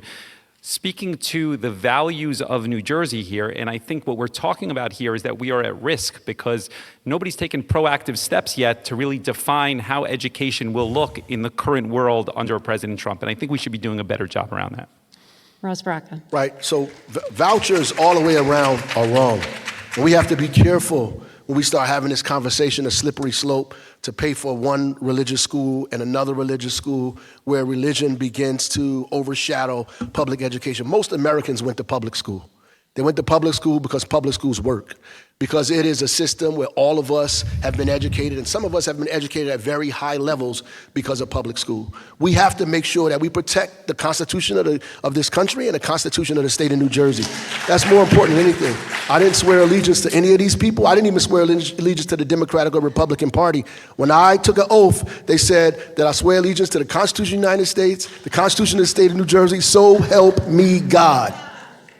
Steve Sweeney. And listen, the federal government has already done great harm to education. They cut $1 billion for mental health. You know, our kids went through a lot, especially through COVID. They went through one hell of a lot. Now we got kids that need help. And you know, with the state, we got a surplus. We got a $6 billion surplus. At some point, we're going to run out. We should use it for kids to make sure that they're getting what they need. We absolutely should. But at some point, again, hopefully we can scare a couple of these Republicans to start doing the right thing here. Because taking money away, mental health dollars away from children, that's messed up. And if you notice, we're taking them to court and we're beating them. Just like we did this weekend. We should fight them on every one of these things where they screw with Jersey families or with our children. Going after Title I money and hurting kids with disabilities is ridiculous, right? But we've got to help all of our children in the state of New Jersey and take care of all of them. And I think that's really important. We've got an amazing state, and we can. Micah, back to you. This is a question for Senator Sweeney. At last week's debate, you said it's wrong to let school districts exceed the state cap on property tax increases. You said that they must regionalize and share services. But what do you say? We have a lot of regional districts in the state that are already sharing shelves full of services, right? Is there a third option for them besides cutting education or increasing property taxes? Like, we're not talking about cutting education. It's time for the school districts to start streamlining. Listen, no one's done more in this area and spoke about this more than me over the years. Problem was I couldn't get support because everyone was afraid to touch this thing because it's like, oh my God, everyone's going to get mad at you. Well, if people want lower taxes, they're going to regionalize those school districts from the K-2s, 4s, 6s, and 8s to be regional school districts from pre-K to 12. You will eliminate a ton of administrative costs in all these school districts. But the thing that bothers me, listen, when you research and get into this thing, and I did, they don't teach the same curriculum. They don't. So these kids are all going up, getting ready for high school, and they're all learning differently. So how about if we start with, because we have too many schools, you got more superintendents than mayors, let's start shrinking. Start here. Start here. Yeah. Let's regionalize. You already have a regional high school that has every member where these kids are going to school where they live on their board. So, I don't apologize for trying to make it more affordable. If we continue, I said this earlier, if we continue doing what we're doing, I told you, taxes should have been $15,000 this year. It's 10. 10's too much. But if we're going to continue to do the same thing over and over again and expect a different outcome, that is insanity. Steve Phillips. I want to go back to this conversation around the school funding formula, because I think it's directly tied to this. Senator Sweeney is correct that if you allow municipalities to exceed the district, it will get abused, and you will find yourself in a predicament that we've been in 10 years ago with property taxes go sideways. But I think that you do need to revisit that school funding formula. How do you incentivize municipalities and school districts to do the right thing? And that needs to be the priority for the next governor. One real quick thing. We did give them the ability to exceed. We said go to the voters. You know that, right? That was in the bill. You can exceed your cap. Yeah. Just ask the voters that live in that community for approval. Right. So we did that. Mike, back to you. Mayor Baraka, you said last week that health care or a discussion about education, cost of education has to begin with health care. What did you mean by that? What can we do about that? The cost of education has to do with health care? Yeah. Well, I think all public employees have a health care problem, whether they're public school employees, or city employees, or county employees, or state employees. I think the healthcare system in America is broken, and the one in New Jersey is broken as well. That insurance companies and hospitals make deals. There's no transparency between that. That make the healthcare costs grow arbitrarily. We could go get the same procedure at two different hospitals, and it'll be wildly different costs based on the negotiation that they made. I think it's wrong that we should involve ourselves in that, and that's what reference-based pricing is. People keep talking about it in various ways, but it's really called reference-based pricing. We're going to say we're going to pay a certain amount above Medicare, and that's it. The federal government has already established what the price of these procedures would be. If we just went 150% above Medicare, we could save the state over $1 billion in a couple of years. Mikey Sherrill. I think we're really circling around the two things, and this is key, and everybody's pointing it out. The two key costs to our municipalities, and it's education and it's medical and health insurance. And we're seeing the costs just go out of control in both cases. That's why I think for the health insurance, we have to have more competition in the market. Right now, we have Aetna, but that doesn't even go statewide. So as governor, I'm going to make sure we have more competition in the market. Also making sure that we have an independent auditor over state health benefits plan to make sure that that the money that we get back goes back into the municipalities and driving down costs, and also ensuring we lower property prices. And then those PBMs, ensuring that we have really take on the pharmacy benefit managers. These are a group that most people don't even know about that can be responsible for raising drug prices up to 10 times. Now everybody wants to weigh in on this. Steve Sweeney's next. Listen, Josh Gottheimer. Mikey, I got to tell you, I know all about PBMs. I passed the first reverse auction bill in the nation. It saved the state $500 million a year. That's how much we were getting ripped off. I know PBMs very well. And that's why you got to hold their feet to the fire. A reverse auction is simply an eBay. It's not complicated. But that's how much they were ripping us off. So we have to continue to create a system that checks the cost. We did that, and I was proud that I did it. Josh Gottheimer. When you study this, what's crazy is that you realize the state doesn't really negotiate the way it should, and therefore it overpays for health care. You look at other states that get better care for their employees or their retirees. We overpay. State is We have not all this involved in that. bureaucracy, and then you have all these towns, 564 municipalities, and many of them are actually negotiating their own health insurance for their workers separately. So it's not all pooled. So instead of buying in bulk, as I said, we pay Wawa prices instead of Costco prices for healthcare, for salt on our roads, and then what happens is all this gets fed into property taxes that are killing people. And we know that 41% of seniors are thinking of leaving because of the property taxes. He has no idea so what he's we talking got about. we actually we got to change the whole system. It's insanity, as Steve said, just to keep doing this over and over again the way we're doing it. I want to tie it back into your previous question about retention of teachers and attracting teachers. The current system is unsustainable because teachers after Chapter 78 are paying an exorbitant amount of their salaries towards healthcare.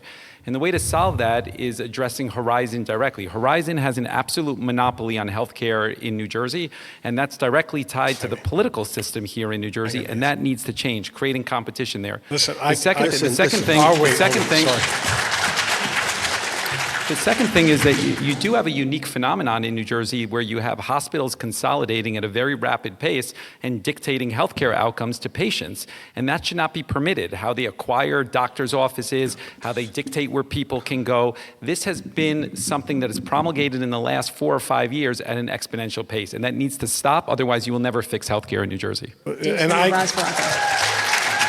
have to address this because I guess he wasn't paying attention, but I negotiated a new health care plan with teachers. It's called Chapter 44. It reduced the cost to teachers dramatically, reduced the cost to taxpayers dramatically, and I was very proud of that. So, look, we can say Chapter 78, but it doesn't exist for teachers.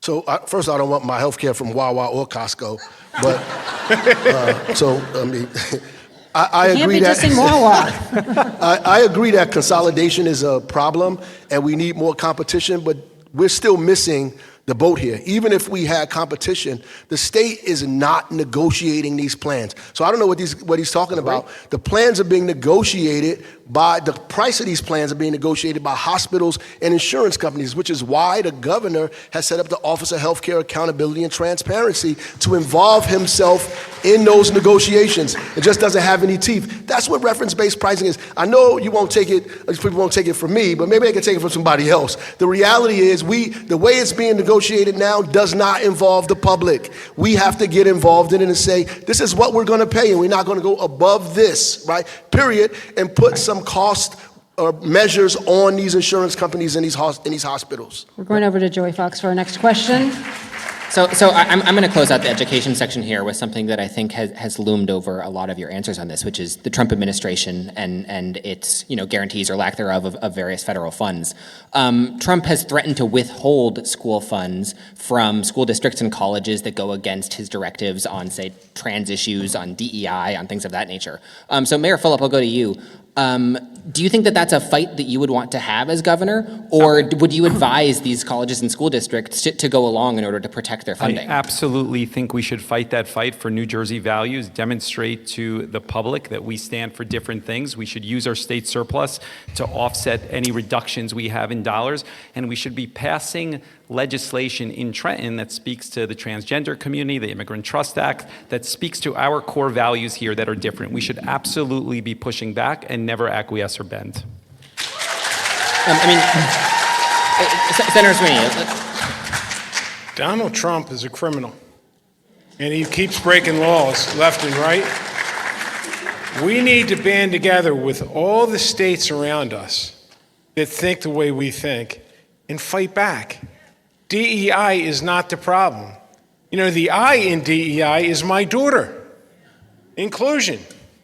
This is insulting that we give people, this is something that was long coming to make sure people got chances. Now DEI is the problem?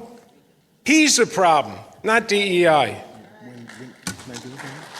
Congressman, I know, yeah. I was going to say Jersey values, which I love that you're talking about now. Like, the bottom line, what Jersey values means is that you fight someone who messes with Jersey and with our families. This guy, Trump, is going to come in, as we know, as Steve just said, on everything and try to go after our dollars, try to go after reproductive freedom. He's going to do it on every front, and the job of the governor, which I'll do, is to fight him. So that whether he's messing with our dollars or messing with our values, we're fighting him every step of the way, and I think that's critically important. Mike, and then we're going to go to break. But one of the sources of funding that's been threatened is Title I, right? And Title I funds after-school tutoring in places like Newark. So I guess the question is, Mayor Baraka, should Newark be putting that money at risk while we're fighting these fights? I think we're already at risk. I think, we're already in the crosshairs. And this kind of idea that we should moderate ourselves at this moral moment is wrong. It's like the other clergy asked Martin Luther King as he sat in the Birmingham jail in their letter for a call for unity. They said, we agree that this is wrong. We just don't agree that you should fight. It is ridiculous. We cannot sit around and let these people bully us and decide what our values are and what we should support and not support. We have to fight back. We have no other choice but to do that. Mikey Sherrill, go. We are facing the most corrupt president this nation has ever had. He's attacking people, he's attacking Medicaid, he's attacking the Department of Education. And what's worse than all of this is that he seems to be doing a lot of this where cruelty is the point. And that's why he's doing it, not to get any efficiencies or not to actually make the country better. And I tell you, if you work with him, it's like giving your money, your lunch money, to a playground bully. You give it to him on Monday, and he's not going to not take it Tuesday, Wednesday, Thursday, Friday. So if you work with this guy, if you acquiesce, if you give up on your values so you can somehow gain a little traction today, you're going to find in the future that you've given up everything. You've given up your ability to run your town, your state, and you've given up the thing that makes this state so special. So I think what you're hearing from all of us is no, this is not a federal government you can work with. All right, we're going to take another break. We're wrapping up on education right now. We're going to take a break before starting our next topic. We want you to stay with us for the New Jersey Gubernatorial Primary Debate presented by Uber, live from the Donald M. Payne Senior School of Technology here in Newark. Stay with us.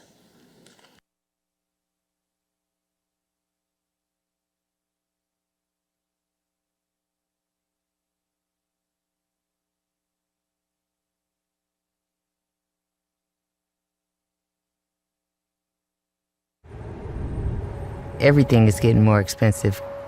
Rent, groceries, insurance.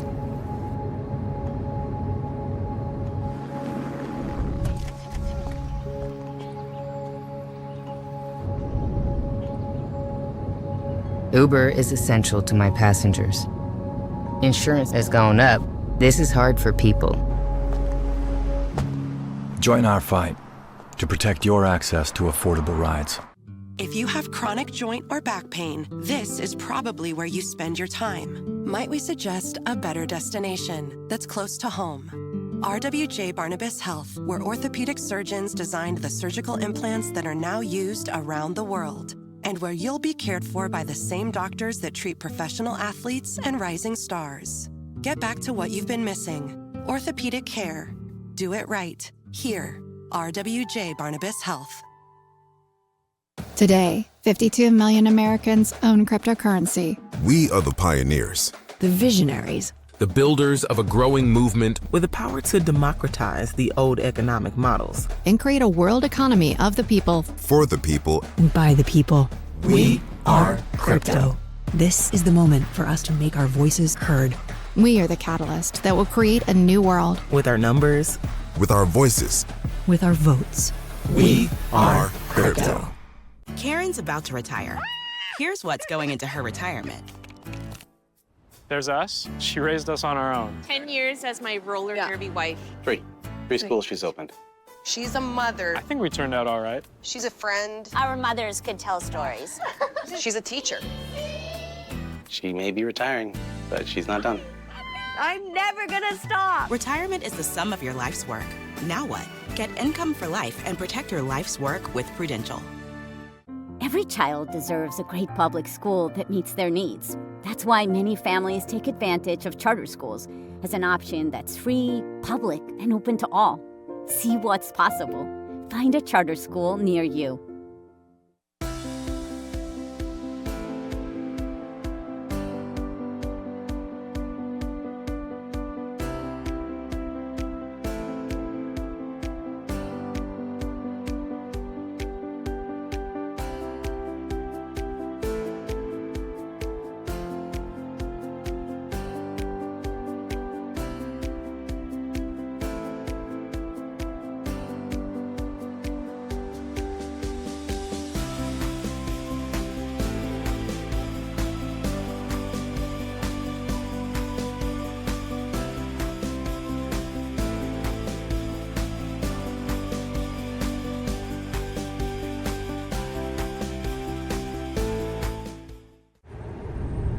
Everything is getting more expensive. Rent, groceries, insurance.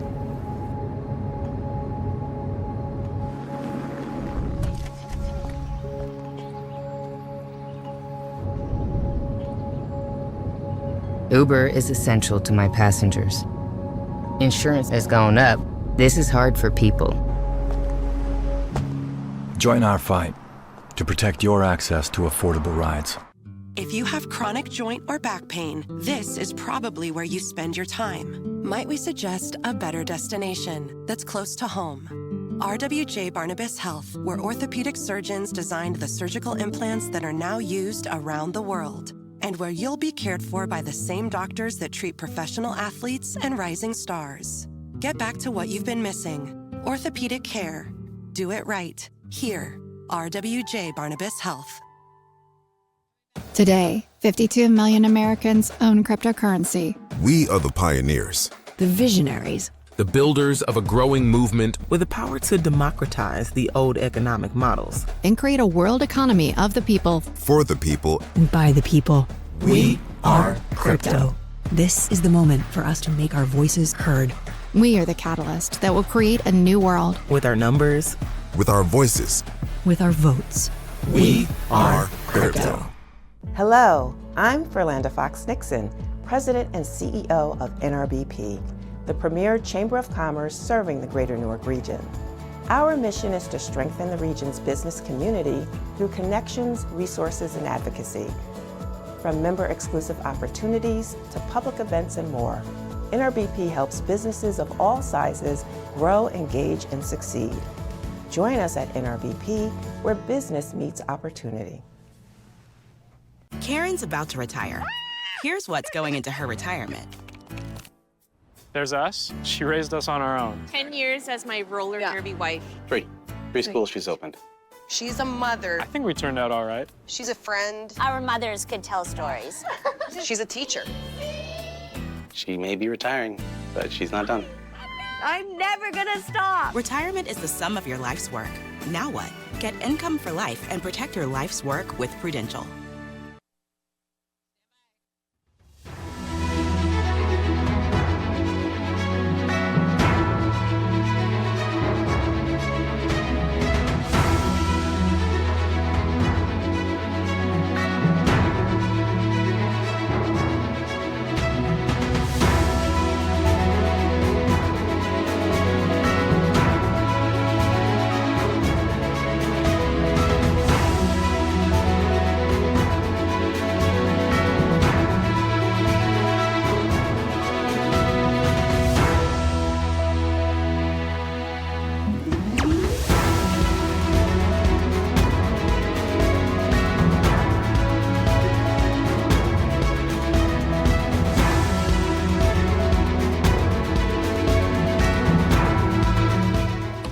Welcome back. I'm Laura Jones, and we are live at the Donald N. Payne Senior School of Technology in Newark with the New Jersey Gubernatorial primary debate presented by Uber. Now, before we get back to our panelists and our final segment, we have another student question. This one comes from Alexis Pennycook of Rider University. And this question is going to go first to Raz Baraka, then Mikey Sherrill, on down the line. Over to you, Alexis. Hello. For young voters such as myself, what policies or plans do you have to convince us to vote for you? Say that again. I couldn't hear you. For young voters such as myself, what policies or plans do you have to convince us to vote for you? Well, thank you for that question. Right away, I think in Newark, we've already established 16 and 17-year-olds to give them the opportunity to vote so they can begin to engage in voting right now in the civic process as it begins. We also want to make sure that education is affordable. And that when people graduate from college, when they get a job, that housing is also affordable, that there's housing for you immediately, that if you want to raise a family, that you can afford to build a house or own a home in the state, that you also, the rent is also not killing you in the state as well, that we create pipelines so that kids can go right into the workforce immediately when they graduate from high school or graduate from college, that we work with our colleges and our institutions to prepare children for the workforce immediately. And so we need to put young people right into the workforce Make sure the state is affordable so they can own in the state of New Jersey, invest in their ideas, incubate their businesses, and at the same time get them engaged politically through civics by getting them to vote early on at 16 and 17. An 18-year-old, they should be automatically voting right away. Mikey Sherrill. Well, that's a great question because young people like you are the reason I'm running for governor. I have 4 teenagers right now, and the idea that we are not going to leave the world to them that I was able to grow up in, that they are not going to have the opportunities that I had, that somehow they aren't going to have the freedoms, that if they speak out against the government, they're going to be disappeared in the middle of the night. This is the stuff that keeps me up at night. And so that's why I'm fighting so hard against what we see coming from Washington, and I'm fighting to make sure New Jersey is a place you can live, because honestly, I'm not sure what's going to go on in the other states as we see these constant attacks from the federal government. But if you're going to stay here, if you're going to live here in New Jersey, I'm going to fight to make sure you can afford a great education. We can stack credits so that if you get out of high school and you have to go to work right away, we can have certificate programs. We can make sure that you can go to community college and pay for it. Also driving down the cost of housing, because right now too many young people can't afford to stay here. And finally, address our utility costs with clean power, because our environment, the environment we are leaving to, the climate crisis, has got to be faced right now because it gets worse every single day. Steve Sweeney. Well, we need to start winning a few fights in Washington at some point. I'll start with that. But listen, we have to make New Jersey affordable for you, so that you have a future here, that you can buy a house, that you can raise a family, that you can actually live here. Right now, you can't afford to buy a house. The largest growth, demographic growth in New Jersey are seniors right now, right? The smallest one are young people. They are moving out of the state because they can't afford to get their life started. So creating policies that will actually start to give kids a chance to say, hey, listen, I'm going to be able to buy a house. They're listening. They're doing something. We need to do something now to give confidence in young people. Josh Gottheimer. Thanks for that question. You know, I have a 15-year-old daughter and a 13-year-old boy, and I think about this all the time of can they afford to be able to stay in Jersey? And I talk to people everywhere I go, and they say my kids, when they graduate, are leaving because rents are so expensive, up 33% in the last few years. One of the major papers in Jersey wrote recently that to get a middle class house costs at least you need to make at least $161,000 a year. How can people coming right out of school afford that, whether they're going to a trade or going to community college, which I think we should help kids who can't afford, pay for it? How are they going to be able to do that if we don't figure out a way to get costs down, to get taxes down, and to get rents down, which is why I'm giving young people a rental rebate so that you can afford to actually pay your rent and stay in Jersey. We invest so much in you. I got such a great gift to be able to grow up here and go to public school here and stay here. I want to make sure everybody gets that shot. Steve Phillip. Alexis, first I want to say thank you for that question, echo the sentiments there, and it is a key part of my campaign, and young people involved is a key part of the Democratic Party's potential for success come November. I'm proud to have the support of the College Democrats of New Jersey and the College Democrats of America, and it was a competitive process because I could articulate the vision of what New Jersey should be for those young people. Of course, housing is a key part of it. How do you make college affordable for these people and rethink higher education in New Jersey?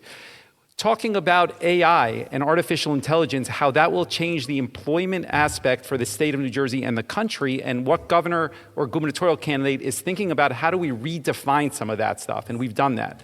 And then finally, I would just talk about the environment. We've been very aggressive on this in New Jersey. And what I hear most often in Jersey City, and what I hear most often is that young people are concerned about what the environment and sustainability and climate change will look like for them.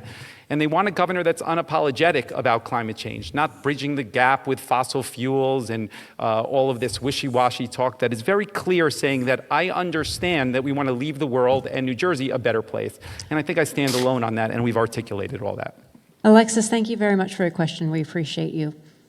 Our final round, we're going to be focusing in on on affordability and taxes. David Wildstein of the New Jersey Globe, he's going to take the lead on this portion. Thanks. Congressman Gottheimer, I'll start with you.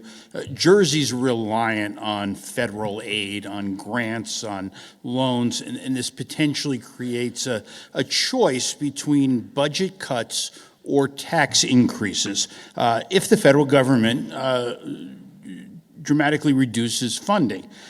If you were governor, and these are some tough choices to make, if you as governor had to cut state spending, can you identify a single program that costs over $100 million a year out of a $58 billion budget, $100 million a year that you'd be willing to cut? Well, David, to your point, we're actually the second worst in the country, Jersey, in terms of what we get back from Washington. Since I'm in Congress, I'm up 357% in my district for cops and firefighters and roads and schools.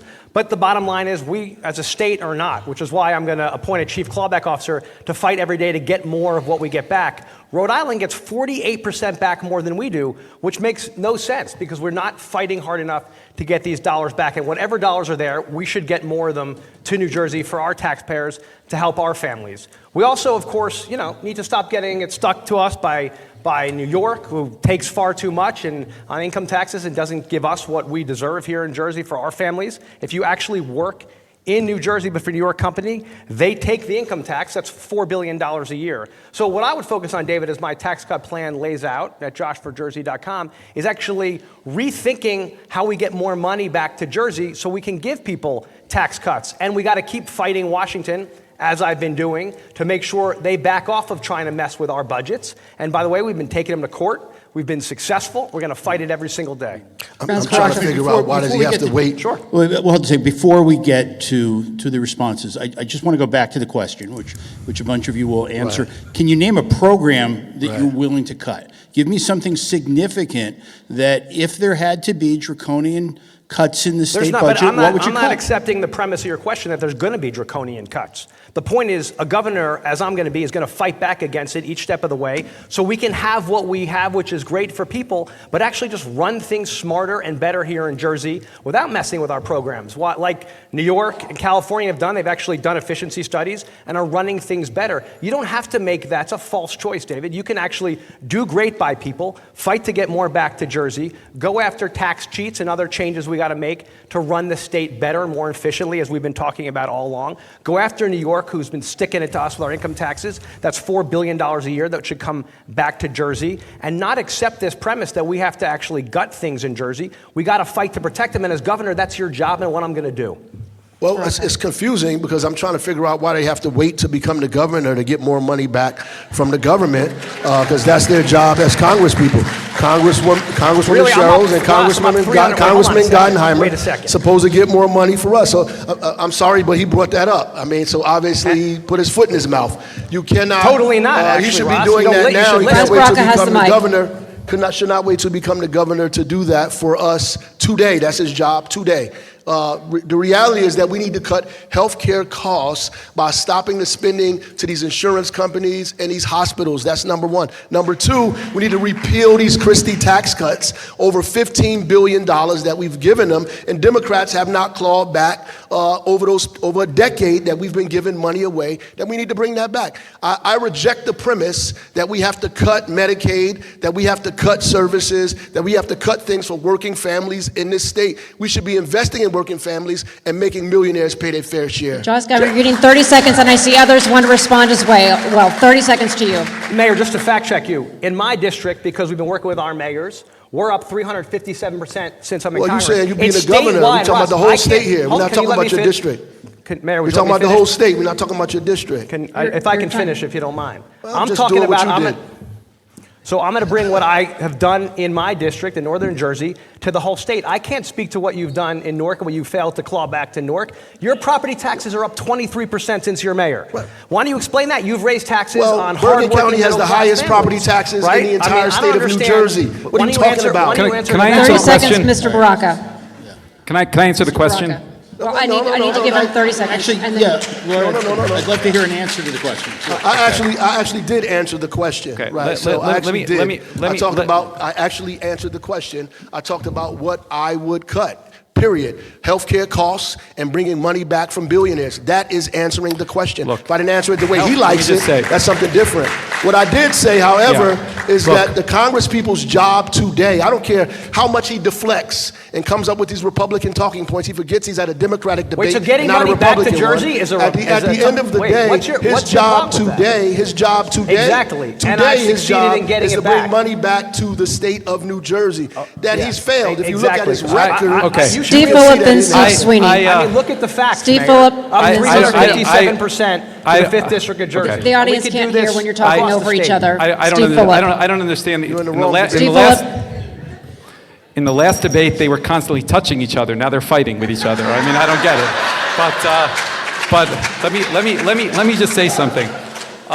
I think number one is you need wholesale change on this Christmas tree item process at the end of the budget process. That's $1 billion right there, and that is unacceptable. And Republicans point to that. I think there's validity to that. Number two is the entire tuition assistance grants for higher education is a warped, perverse system that incentivizes universities to raise their tuition every year because of how New Jersey funds it. It's a conversation that we need to have. And then finally, I would tell you, beyond the healthcare and raising taxes on the billionaires, the reality is that Rutgers is a huge line item that has lost its way with a priority around football instead of education. And I think we need to have a conversation around that. Steve Sweeney, you're next.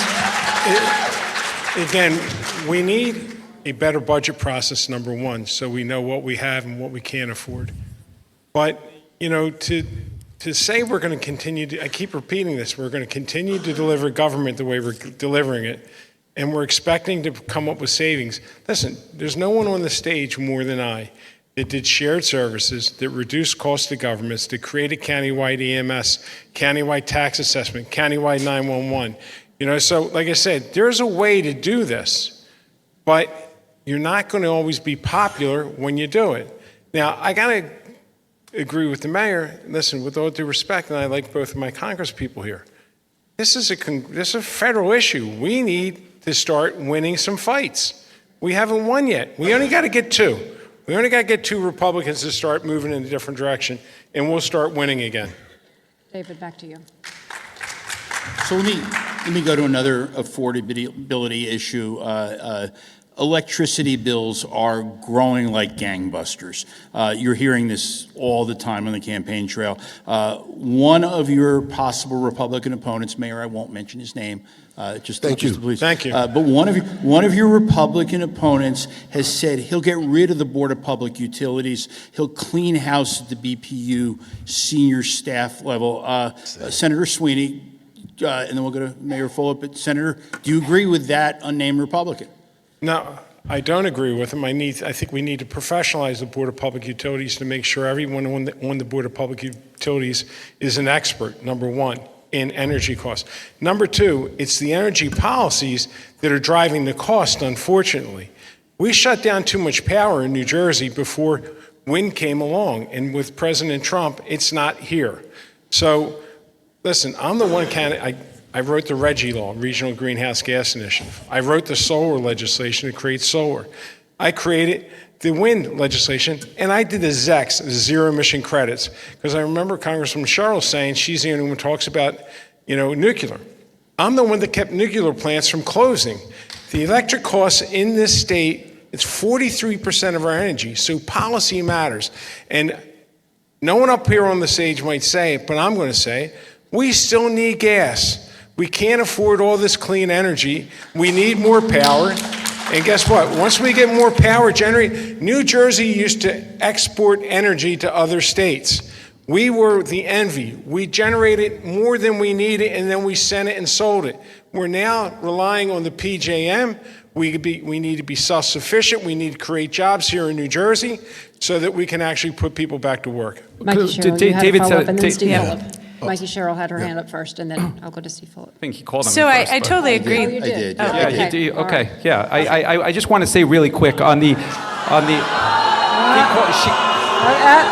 I don't know. The ref made a call. I got to live with it. I saw Mayor David, I Fulop was first. going Go based ahead. on your lead, David. Yeah, I was but going let's based not on your waste lead. time arguing about the call, okay? Okay, go ahead. Go ahead. Sure. So Mayor Fulop and then No, Congresswoman Cheryl. I defer to the Done. Congresswoman. I'll take the deal. Go ahead. Go ahead. So I think what we're looking at is, yes, we need a more professionalized BPU. The understanding that they had of what PJM was going to do and the fight they needed to have prior to now, I think we've seen in states like Pennsylvania where Governor Shapiro has taken on the PJM. We need to see a little more of that here in New Jersey. And then we know that when we're not producing our own power here, we're buying it on the market, and that is coal power and that is fracked power from Pennsylvania and West Virginia. So we need to up our production here. Immediately, we need to move into solar. We have gone down by 25%. We had initial investments in solar, but our solar increase has gone down by 25%, while other states have increased solar by 150%. We need to build out on capped landfills and state property, and then, yes, long-term nuclear. That's how we're going to truly provide the power that we need here in this state while driving down carbon costs. But we really are going to need to have a more professional BPU if we're going to meet all these goals. All right, now to Steve Phillips, then to Ras Baraka. Thank you. Let me start by saying I do think the BPU has lost its way, and you need more professionals there, and I think Senator Sweeney is correct about that. I do not believe that we need more natural gas plants here, and I think when you make a commitment to natural gas, you're basically making a commitment for 5 years to construct it and for 50 plus years for it to exist, and you need to be realistic about climate change, and we need to lean in hard, even if it's a tough conversation. And then finally, the way that bills work and electricity works in New Jersey is essentially a flat tax across the board. And we should really be looking at those data centers and AI generators that really put the strain on the system, and they should not be paying the same amount as mom and pop ultimately should. And this rate structure should factor that into that. Ras Baraka was next. Then we'll go to Josh Gottheimer and Mikey Sherrill. First, I disagree. The BPU needs to exist. We just need to stop stacking it with political appointees and put some real professionals on a BPU that are looking out for taxpayers and ratepayers and working class people. That's number one. Number two, we do need to have more robust solar in the state of New Jersey. In fact, there are bills in the legislature now that could be passed that would allow solar to begin to move forward. They're stuck in the legislature right now that we need to get out of the legislature so we can begin moving solar projects forward in this state. And I agree with the data centers that are coming up. They have a few on the zoning and planning boards in the city of Newark. We need to make sure that these guys are footing the bill and not the taxpayers in the state of New Jersey or the ratepayers in this state are footing the bill for these AI centers that are coming online, that we have to hold them accountable. Josh Gottheimer. The reality is that we know that this year alone, our utility bills are going to be up 40% for our families. That's crushing our families. It's a massive tax on people who are trying to already figure out how to get by. And we know it's a supply problem. We just don't have enough of it, whether it's to try to get new AI jobs or whether to actually power some of the housing we're trying to build where we know there's brownouts around the state and people can't even get enough power. Because what we've done is made this deal. We haven't gotten any new power supply thanks to the BPU and to this consortium that does the grid. We haven't gotten a new project approved since 21, which means that we don't have any more supply, and then we're buying the dirtiest stuff now from West Virginia, coal-powered. It's ridiculous. So we're going to need an all-the-above strategy. We're going to need all of it. Otherwise, people's bills will keep going up, and to me, that's totally unacceptable. We got to give people relief in their wallets, especially hard-pressed middle-class families who are already struggling. If we don't get more alternative energy, including natural gas and others, if we don't get an all-the-above approach, and nuclear, and biomass, we are going to be screwed. All right, we're running heavy, so we're going to go to Joey for our next question before we go ultimately to closing statements. But go, Joey, go ahead. So I'll go to Congresswoman Sherrill first on this one. Every year after the governor issues their budget proposal, state legislators add hundreds of millions of dollars worth of so-called Christmas tree items that go to benefit, individual projects in their districts. In this, broader budget process, as people think about good uses of taxpayer money, do you think that that's a practice that should continue in the state legislature? I hate that practice. Unfortunately, there are several things in it that, the state really needs to pass, but I hate that practice. I would like to see that more in the budget. Legislatures start to do these workarounds all the time. I see it in Congress. We see it in Trenton.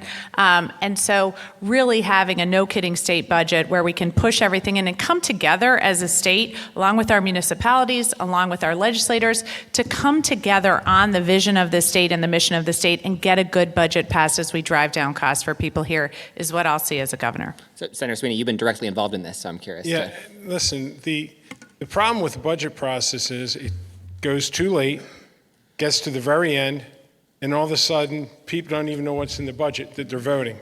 I was proud to be able to start a budget process where people saw it sooner, and they could have input sooner with it. So, again, creating a process that's more transparent is very healthy. What's not healthy, I'll never forget, I asked Governor Corzine, I said, why do we do the budget on June 30th? Is that the rule? He said, no. I said, then why are we doing it? The sooner you do a budget, it's just you start the clock sooner. Start the clock sooner, then you can have more transparency where people can actually have a discussion and have debate on budgeting. Our budget process is so bad in the state of New Jersey, the Volcker Group gives us a D. The only reason we don't get an F is the Volcker Group doesn't give Fs. So what we need to do is multi-year budgeting and honestly get this stuff more transparent, do it sooner, and you'll have not as much of this outcome. We said this budget was going to be a huge problem, and guess what? It is a huge problem. Mayor Phillip. Yeah, I would just say, yes, the Christmas tree items are a problem. The entire structure of that is problematic. And I think if the public fully understood what was happening there, as well as this concept of senatorial courtesy, both of those two things to a normal person would seem ridiculous. And they definitely need to change. No question about it. All right, we actually have one more time for one more question before closings, and Mike Rasmussen's going to take that. Oh, okay. Oh, sorry. No, David has one other. Micah, then David. All right, we're going to go to David. We need then. a moderator. We're going to David. Tell you what, I apologize, Micah. We're running short. I'm going to go this before we go to opening statements. I went to a small neighborhood grocery store not far from this school on Friday, and I price compared costs of eggs with a supermarket in Livingston near where I went to school. And food is more expensive for people without money. It was 40% higher for people in Newark to buy eggs than it was for Livingston. How can you fix that? You're raring to go, but go. Mayor Baraka, go ahead. Well, I think we have real laws against that. I think what happened is that we've allowed this idea of inflation to be used by corporations and individuals who have begun to be greedy, who've used this as an opportunity to price gouge. And our AG and the state needs to be heavy-handed on these individuals that are doing this. They need to partner with local government to begin to hold these people accountable who are driving prices up for working-class poor families in cities like Newark. We need to be very, very heavy-handed on this, right, and not give these folks a pass. Congresswoman Cheryl. This is something I've been working on because we know that competition in the market helps, but we also know that starting up grocery stores can be very, very expensive. And so often it's only the large chain grocery stores and not the mom and pops that have the capital to open up. And I think the state needs to have a state grant program to help bodegas and small grocery stores open up in neighborhoods, create competition in the market, and also address some of the problems we have with food deserts in the state. Some of these people are just robbing us. Yeah. I mean, that's clear. It doesn't matter the competition. They're just robbing us. And we need to make sure that they're not robbing us. That's what we need to do. If people had choice of where to go, they could drive prices down. There's a bodega on every corner. Steve Sweeney's next. This is a huge problem. There's a poverty business. People prey on poor people all the time. It's not okay. And you know something? And because people don't have choices to get, especially some of these stores, we tried to do some things with bodegas, and some worked and some didn't. But most importantly, we've got too many food deserts in the state and in poor areas in the state. Creating more opportunities for people to get healthy food. I'm saying there's people that pray when it comes to food, when it comes to housing, and you know something? The poor people are the ones that pay more than the middle-class suburban people. It's not okay, and we should crack down on that. And I think you could with the Attorney General. Yes. Josh Gottheimer. Exactly. There are gougers in all these hard-pressed communities that go after poor people who, whether it's groceries and it's eggs, whether it's healthcare, whether it's childcare, and it's the redlining of prices in grocery stores, and it's totally unacceptable. And as governor, I'll have shoppers who go in and check this out. Price gouging is illegal. You can't do it to people, whether it's during a pandemic, or it's during an egg crisis, or any time. And we got to make sure we fight it, we enforce it. And as Steve pointed out, you also have to make sure there actually are grocery stores everywhere across the state, because there's plenty of places where there's not a single grocery store to find. And how are you supposed to feed your kids? The same way you've got schools refusing to provide free school lunch and school breakfast to kids who need that too, and that's their only meal. And why? Because they don't like the stigma. Well, it's time we reverse that, and as governor, I will. Right. More grocery stores are not the answer to food deserts, still, by the way. I think that there's a couple of things. I think we agree that the Attorney General needs to be strong and price gouging is unacceptable.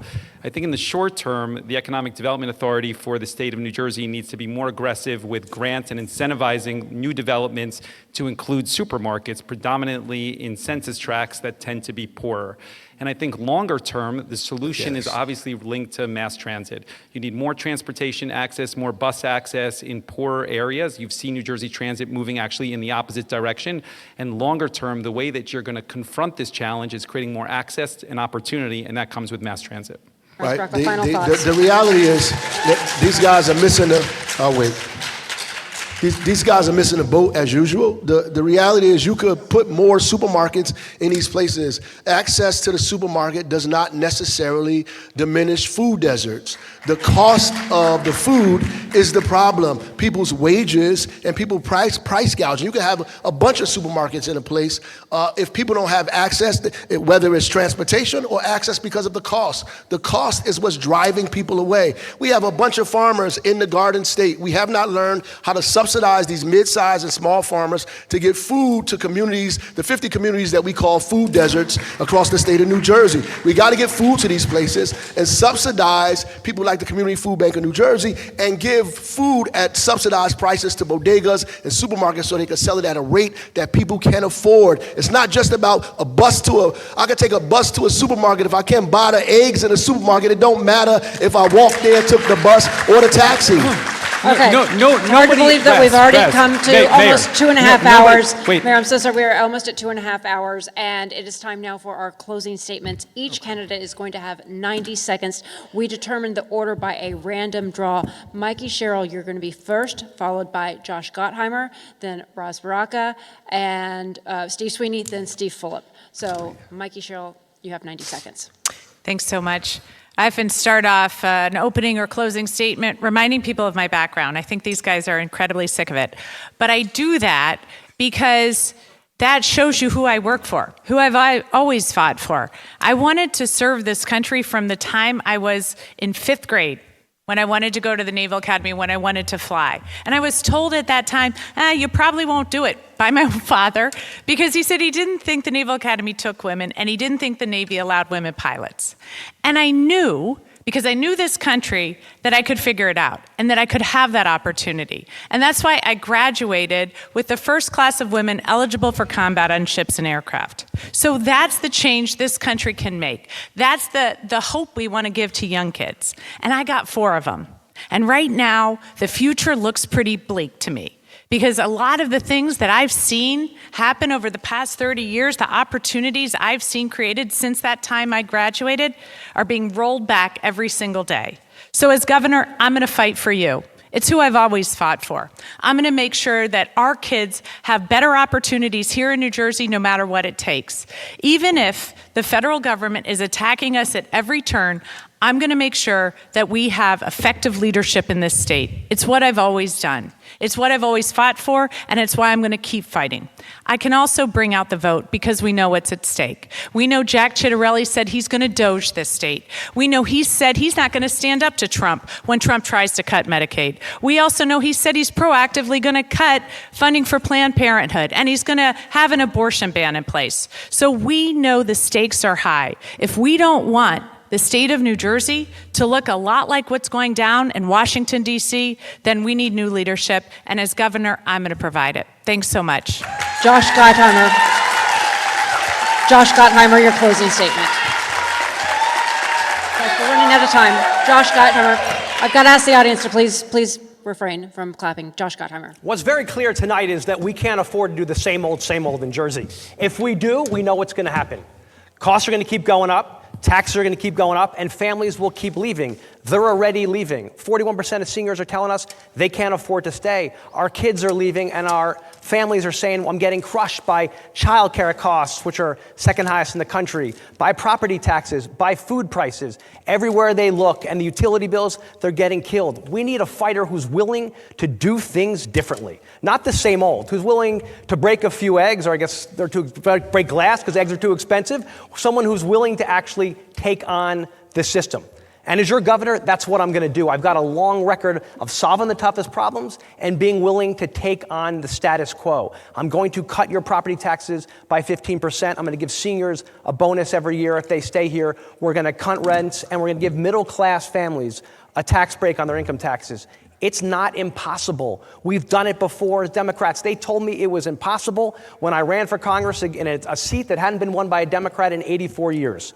We can't afford to lose this November against Chitterelli. We can't afford to have another Trump acolyte in this state. It will crush us. It will hurt our families. We got to talk about how we're going to make life more affordable. I've got the plans to do it. I want your support. I would love to have your support because we're going to do things differently in Jersey so you can afford to stay, your kids can afford to stay, and seniors can afford to be here too. It's an amazing state. I love it, and I want you to be able to afford it. Russ Baraka. Thank you. I think I served my country as well. I served it by making sure kids stayed alive and they finished college and made it to a career. I pulled many families out of poverty. I fought the wealth cap and made sure the Constitution was real to every American that lived in the city of Newark. We having this discussion about electability, and they always ask us, will you vote for whoever's the nominee? And everybody says yes, but I don't really believe that because there are people up here on this stage that are stoking fear out in the community. They're saying that they're the only ones electable and nobody else is electable. I think if all of us support whoever is the nominee, that person is in fact electable. And I'm gonna tell you why they say I'm not electable. 1, because I'm from Newark. 2, because I'm too progressive. And 3, because I'm too black. Well, I like being from Newark. I like being from Newark. As a matter of fact, I think because you're closest to the problems, you're closest to the solutions. I also like being progressive. I like being progressive and standing on my progressive values. I think that's what brings us together. And I can't do nothing about being black. God made me beautiful and amazing on purpose. At the end of the day, I come from a long line of African-American women who fought hard and prayed even harder so I could be on this stage here today. They didn't think I would be on this stage 20 days out from the primary, that we couldn't raise the money that we raised. But New Jersey is ready for the future. They tired of the old past. New Jersey is ready for something different, not the weak playbook of the Democratic Party that is getting us in a situation that we're in over and over and over again. They ready for Ras Baraka. They ready for the first African-American governor of this state. They're ready for change. They're ready for reimagination, and they're ready for me. Vote Ras Baraka, June 10th, Democrat for governor. Right, Steve Sweeney.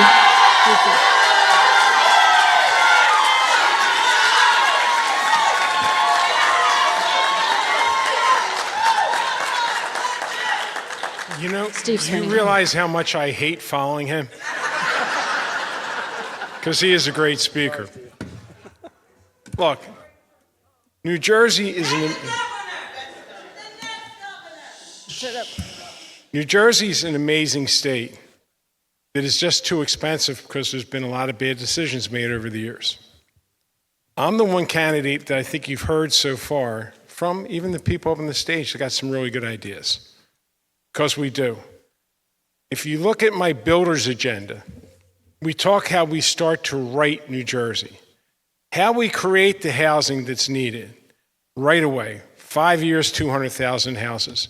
We have crumbling infrastructure, creating jobs. Energy, coming up with a policy that is all the above. You can deny, I don't want this one, I don't want that one. If you don't have them all in a basket, you got what we're getting right now. Extreme pricing in energy. I'm the candidate that understands the inside and out of Trenton. You know, you always hear, we need an outsider to change things. Well, you know what happens? They come there and after 2 years they figure it out. Now they're running for re-election and unfortunately it's too late. Look, if you want to fix what's broken, I have a history of fixing broken policies in the state of New Jersey. And I'm asking for your support to be the next governor of New Jersey. Thank you. Steve Phillip, you're next. Yeah. Look, I've tried for the past 2 hours to talk in specifics about what I would do, whether it's changing Rutgers or congestion pricing or the turnpike widening, because I think people in New Jersey deserve that sort of vision. And I think only with that sort of vision can you win in November. If you think about what the Republican nominee is going to say, I'm going to start there because everybody says that they need to be an outsider or elect me. But the reality is that I have been in an unapologetic lane from the beginning to change New Jersey. I've talked about what is wrong in a different way than anybody else. And I'm going to tell you what the Republican nominee is going to say every day is that this person, the Democrat, is 4 more years of Phil Murphy. You like your energy bill? 4 more years of Phil Murphy. You like your taxes? 4 more years of Phil Murphy. And we haven't elected a Democrat in more than 50 years. And if you are an establishment candidate, if you are a creature of the Democratic establishment here in New Jersey, if you have the same consultants and the same lobbyists and the same message, you are dead on arrival in November because you can never walk away from that. And that baggage is tough to starting point to move independent voters. It is not going to be only a referendum on Donald Trump because independent voters in the state of New Jersey, a lot of them voted for Donald Trump. The people that don't like Donald Trump are sitting here in the room, and there's plenty of us, and we agree on that, but they're in our camp already. You need to move independent voters. You need to move Republican voters with a clear vision of what New Jersey looks like. If you are an institutional establishment, same old candidate, you're dead come November because the state of New Jersey will not be looking for that. And that's the reality of the conversation. So I ask you to think wisely on June 10th because it is true. It is a tough election that the entire country will be watching, and it will not be an easy election. So please think about the validity of what I'm saying on who and how and what type of message is most effective come June 10th and then come November. Thank you very much. And that brings us to the end of tonight's New Jersey gubernatorial Democratic primary debate presented by Uber. Streaming is sponsored by Stand With Crypto and sponsored by RWJ Barnabas Health and Horizon Blue Cross Blue Shield. I'd like to thank our panelists, David Wildstein, Micah Rasmussen, Joey Fox. Also, thank you to our candidates for joining us, Raz Baraka, Mikey Sherrill, Steve Sweeney, Josh Gottheimer, Steve Fulop. Thank you all. And thank you to our audience, even though you didn't listen to all of our rules all the way through. And we thank you so much at home for watching. We're going to be back here Tuesday night with the Republican candidates. We're just stay tuned because there's more. We've got a post-show debate coming up as well as our coverage of the press gaggle with each of the candidates. You're going to hear more from them. I'm Laura Jones. Have a great night.